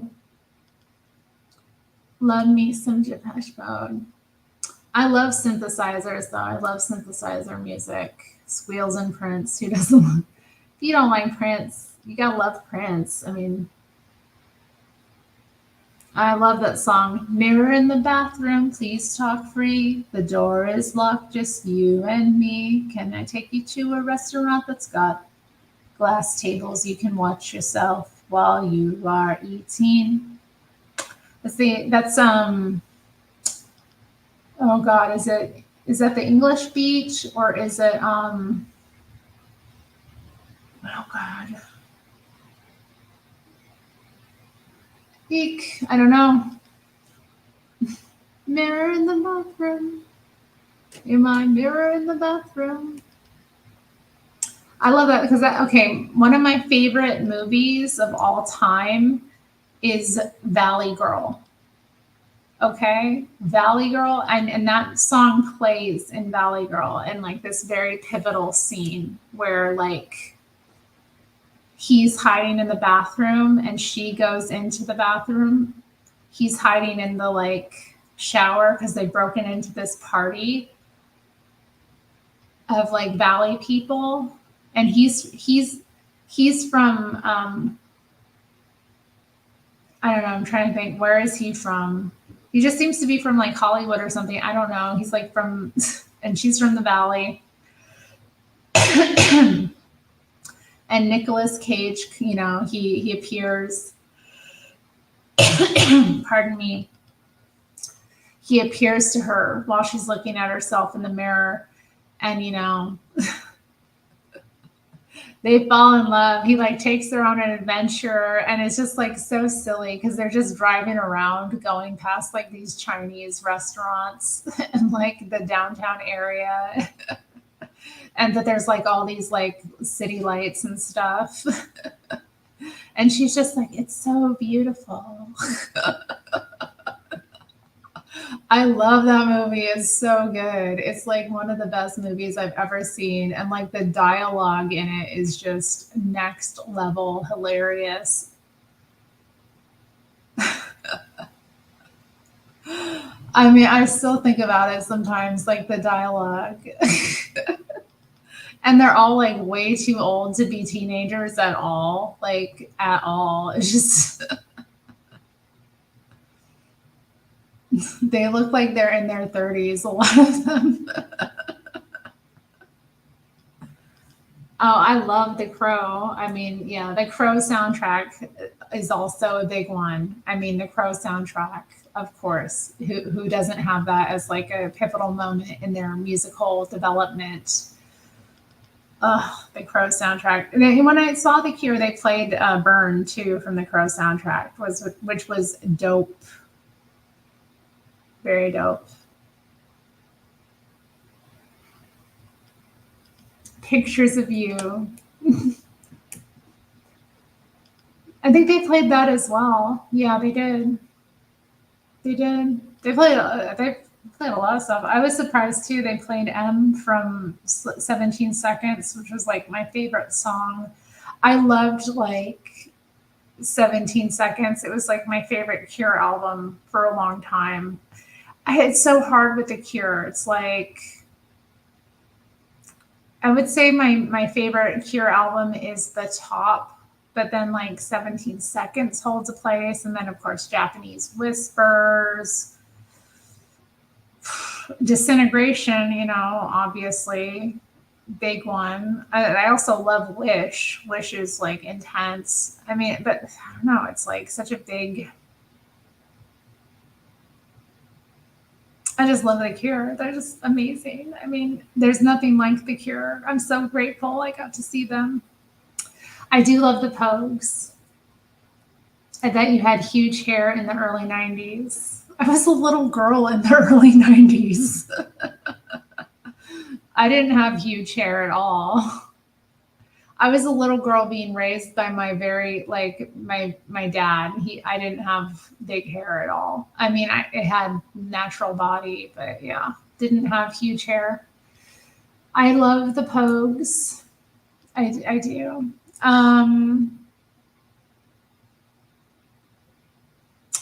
Like where to begin?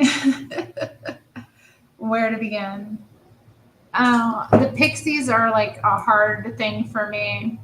I can't. But I liked the Pixies, but something happened and I can't like them anymore. And that's all I'll say. You know, when something just happens that ruins a band for you forever, and like you just associate them with that, and it brings back all that like nastiness and misery and sorrow and disappointment and bitterness. Yeah, that's the Pixies for me. So yeah, that's fine. They're overrated anyway. I do like the Smashing Pumpkins. I love Gish. I think I like my favorite Smashing Pumpkins album is their second album though. What is it called? Is it Siamese Dream? Gish is like moody though. Like Gish is really good. I like all their albums though. I do. I mean, yeah. I can't really. I guess I like the first three the most. I mean,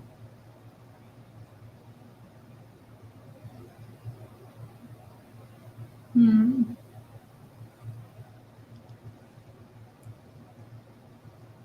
Is Think Shink leaving? Bye, Think Shink. I don't know. Michael Smith. Who is Michael Smith? Like, is that the guy that's like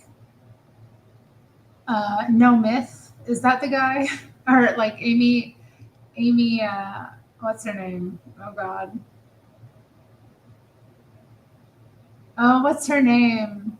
He's like married to that like one gal, Rocket. Yeah, Rocket is an amazing song. Yeah. There's a lot of good songs on that album. Who is Michael Smith? Michael Smith. I'm just thinking of the guy that did No Myth, but that's not him. I know I'm wrong about that. That's like Michael Penn, isn't it? He's married to the gal from like Tell Tuesday. Hmm. Who is Michael Smith?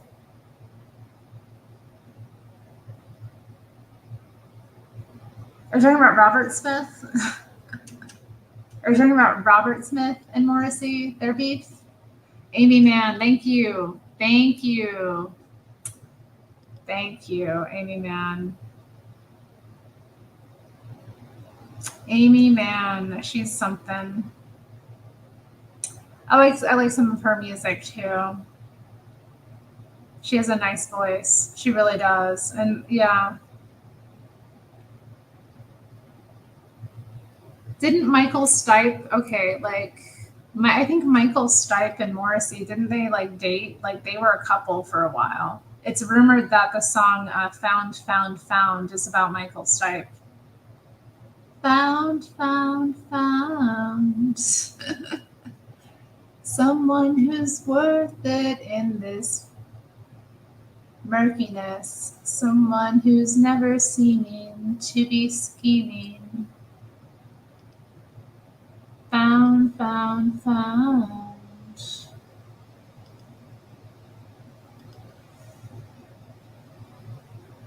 Yeah, that sounds interesting. It's like, I do believe that the more you give your love, and I do believe that the more you give your trust, the more you're bound to lose. Hmm. Ooh. But yeah, they dated. I think they had like, and it's rumored that that song's about him.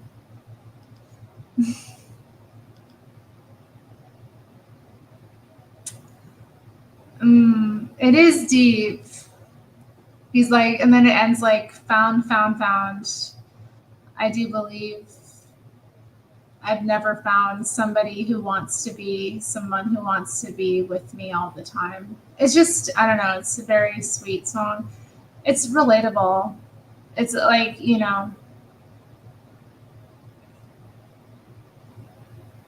that's why I love Morrissey. It's like, it doesn't, it's like, it's deep, but it's not. It's very simple.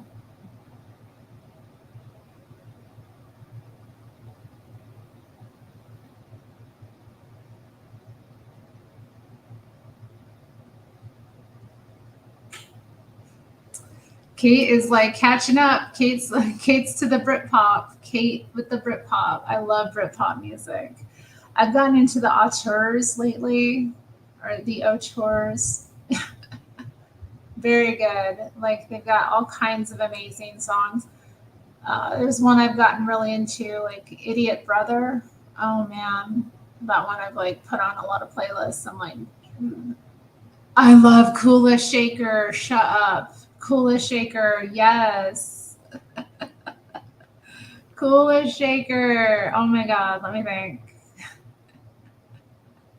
Govinda Jaya Jaya Gopala Jaya Jaya Raharamana Hari Govinda Jaya Jaya Govinda Jaya Jaya Gopala Jaya Jaya Radharamana Hari Govinda Jaya. So good. They were like problematic as hell.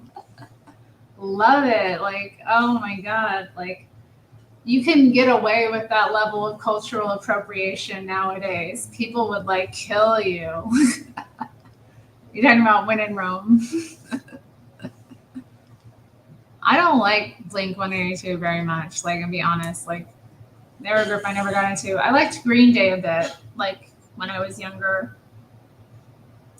I don't know. I just don't like that kind of like Southern California style, like punk rock. It's just kind of off-putting. What's the other song by Kula Shaker? It's like Tatva.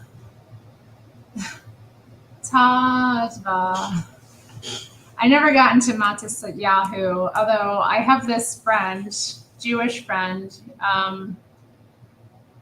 Her son, she and her ex-husband, you know, her and her husband, they split, you know. So her son, they like, there were different points during his childhood where he had custody and then she had custody. But at one point when he had custody, he was sent off to like this Jewish camp where they like were, you know, being like indoctrinated, kind of. It was like really like she was telling me about it, like they were being indoctrinated in their cultural history and that kind of thing. And then yeah, they had Matisyahu like perform for them, like all these like teenagers, all these Jewish teenagers.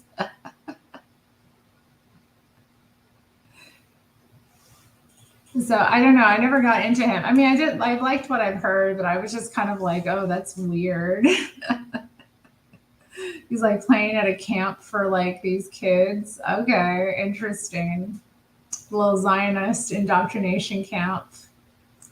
He's a sweet kid. He's grown now. Like I'm glad that I got to know him when he was growing up. He was like very intelligent. I mean, he was, you know, a horrible little boy too sometimes, but like I feel like, you know, my influence on him, such as it was positive.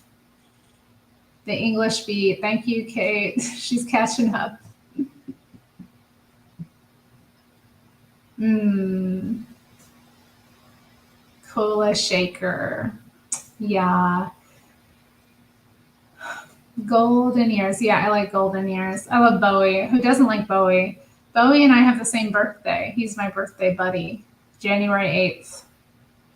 Bowie. When he died, I was very upset. I was like, oh man, I got to find a new birthday buddy. Because, like, man, you know, you go your whole life with David Bowie being there, having his birthday on your birthday, and then he dies. But people still celebrate his birthday. So I find I often am able to find something to do on my birthday that's David Bowie related, even after his death. This year they were showing Labyrinth at one of the theaters, and I went to see that. See, there we go. Matches Yahoo there again. What is his connection to the military industrial complex and to the Zionist world project? What is he? He's there. He is. Look. Favorite Bowie song? Oh God, that's tough. That's tough. Probably "Be My Wife." Be My Wife, or maybe like, God, that's hard.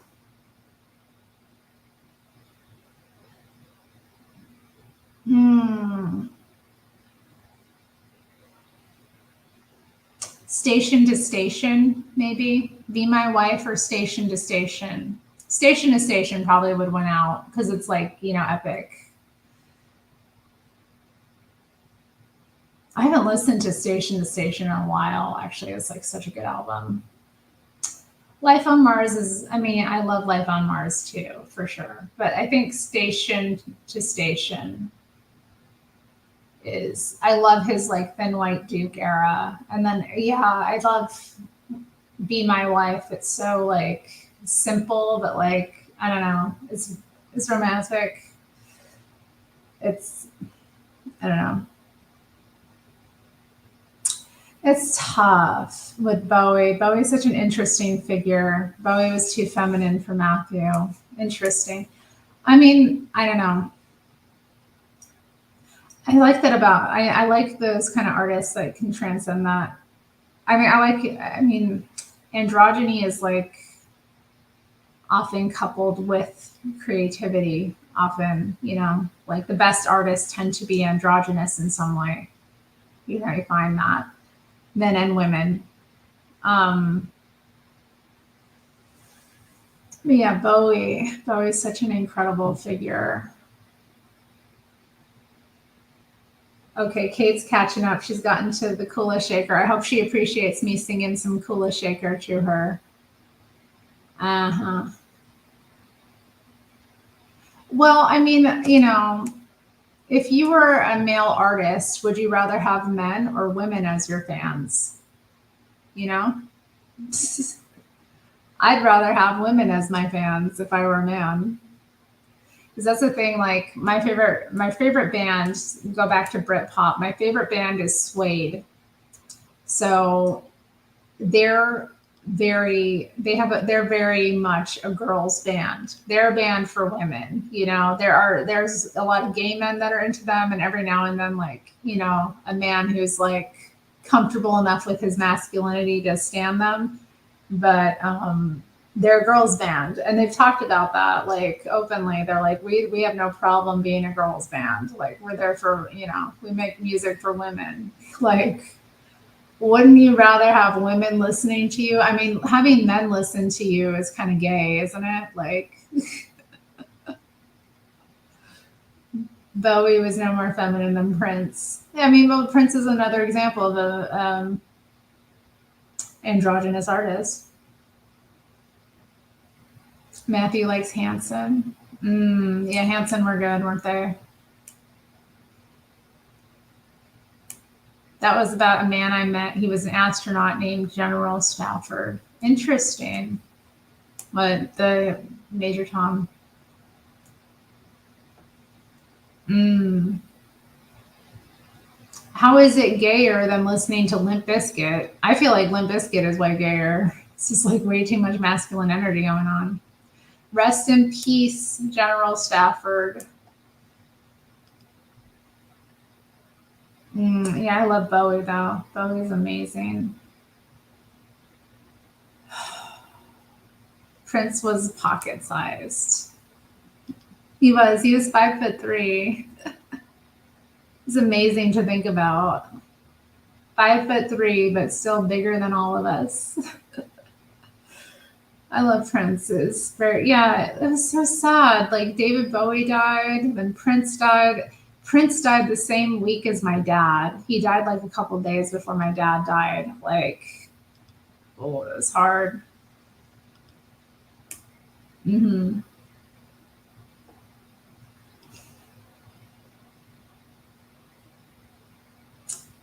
Yes, General Stafford, and you got to meet General Stafford. I'd rather listen to $3 Bill than Prince. Oh God. Oh. Yes, he did. Yeah, I know. I like that about him. Also, like, we share the same birthday. Like, he's inspiring to me in that way. Like, I want to be like that. Like, I want to constantly be, I want to be reinventing myself. I want to be forever relevant. I want to be somebody like that. Because you think, like, I saw something funny the other day, like, it was like an article, it's like, aging millennial embraces slip into invisibility and irrelevance. And I was like, no, that can't be me. That couldn't be me. Tom Petty. I love Tom Petty. I do love Tom Petty. Rest in peace, Tom Petty. Yeah, they took Tom Petty. They took Pete Burns from me that year. They took Harambe from all of us. 2016 was horrible. They took George Michael from me. Like right at the end at Christmas, they took my George Michael. They just took him. Oh, I forgot he was in Zoolander. I don't know. I don't want to be a feminine man. I think I'm androgynous to a certain degree, though. Like wouldn't you say as a woman that I'm not like? I mean, it's come up for me with some men who are like, more, what's the word, caveman-y, like where they can't deal with my level of whateverness.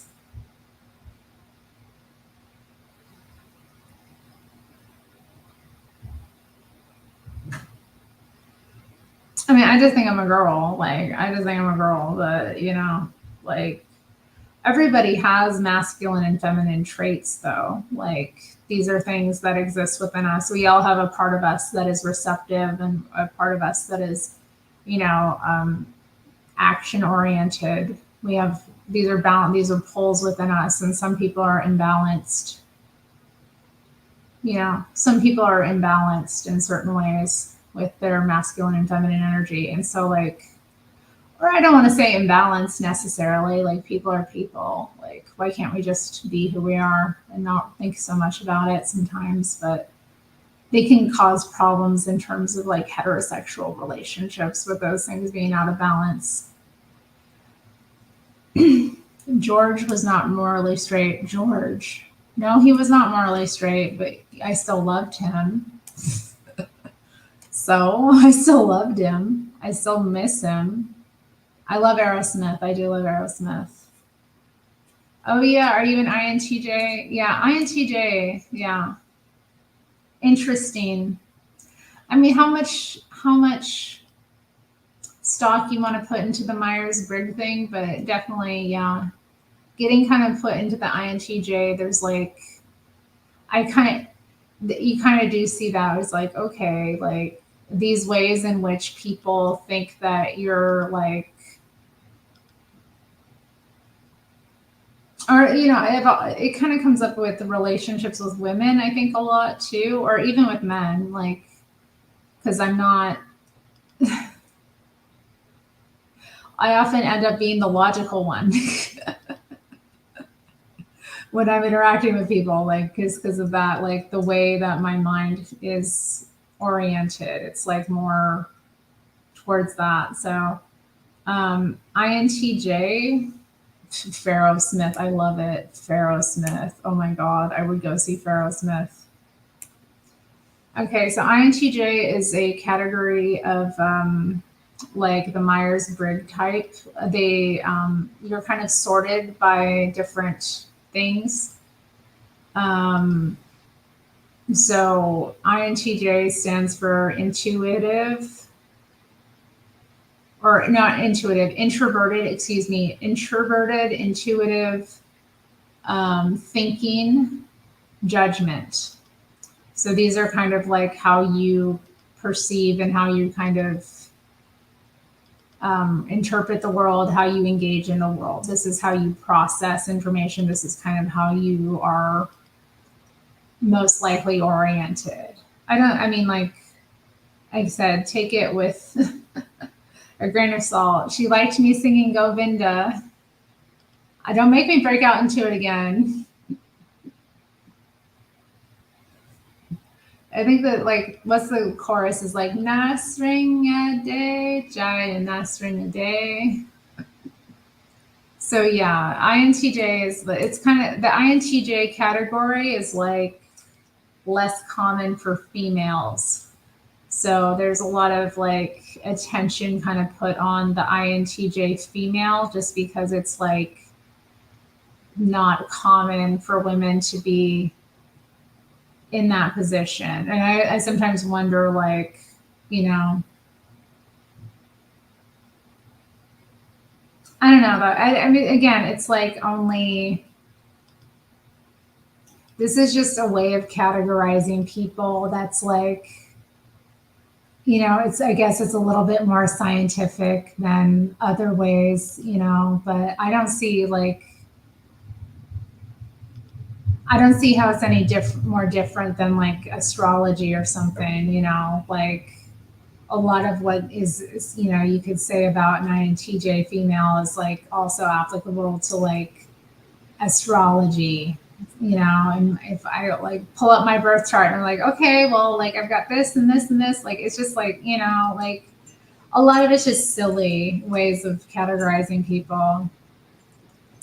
Well, no, Matthew, I don't like metal. We've already been over that. I only like a little bit of metal. Like I'm very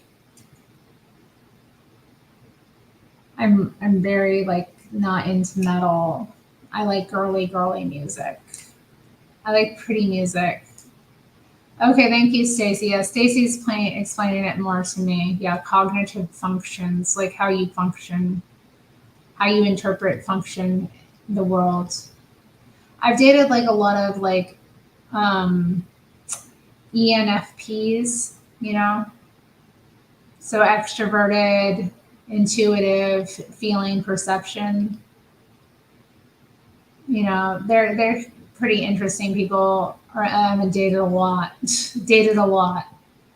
I've never dated a lot, but of anything. But yeah, that has come up, and then like also like yeah, yeah. I mean, it's based on that. It's not from Young. It's based on it. It's like.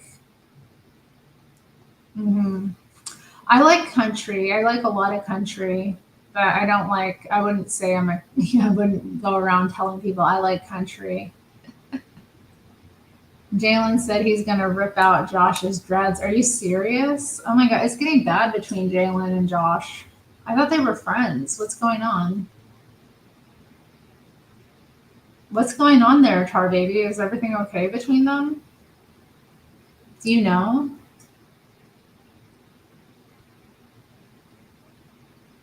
Like I know they were gonna do like a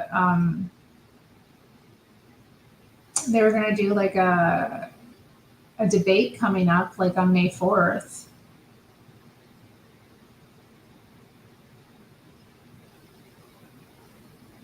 Oh my God, Kate met Kula Shaker, y'all. She met Kula Shaker.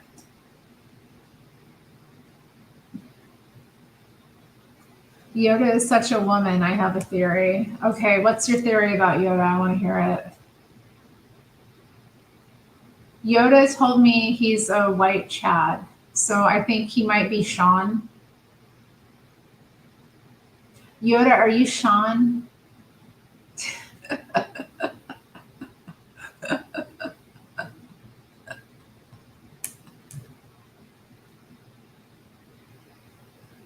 Yeah, I bet it was fascinating, Kate.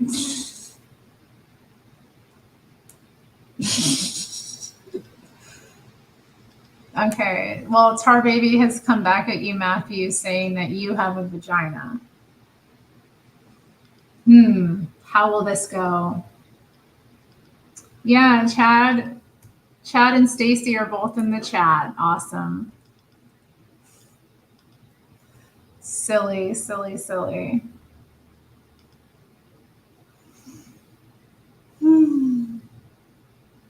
my goodness. I should probably get going. It's almost 9. I should retire, get myself to bed, all of that good stuff. I wanted to know Matthew's theory, but I don't know if he's going to share it, so it's okay. But yeah, thank you all for chatting tonight. I did a little bit of drawing. I did make a little bit of progress. It did come along a bit further. It was nice to have Amber here too, and to catch up about things from like 10 years ago. I mean, like, or catch up with my old coworker from 10 years ago. I can't believe it was 10 years ago that we started working together.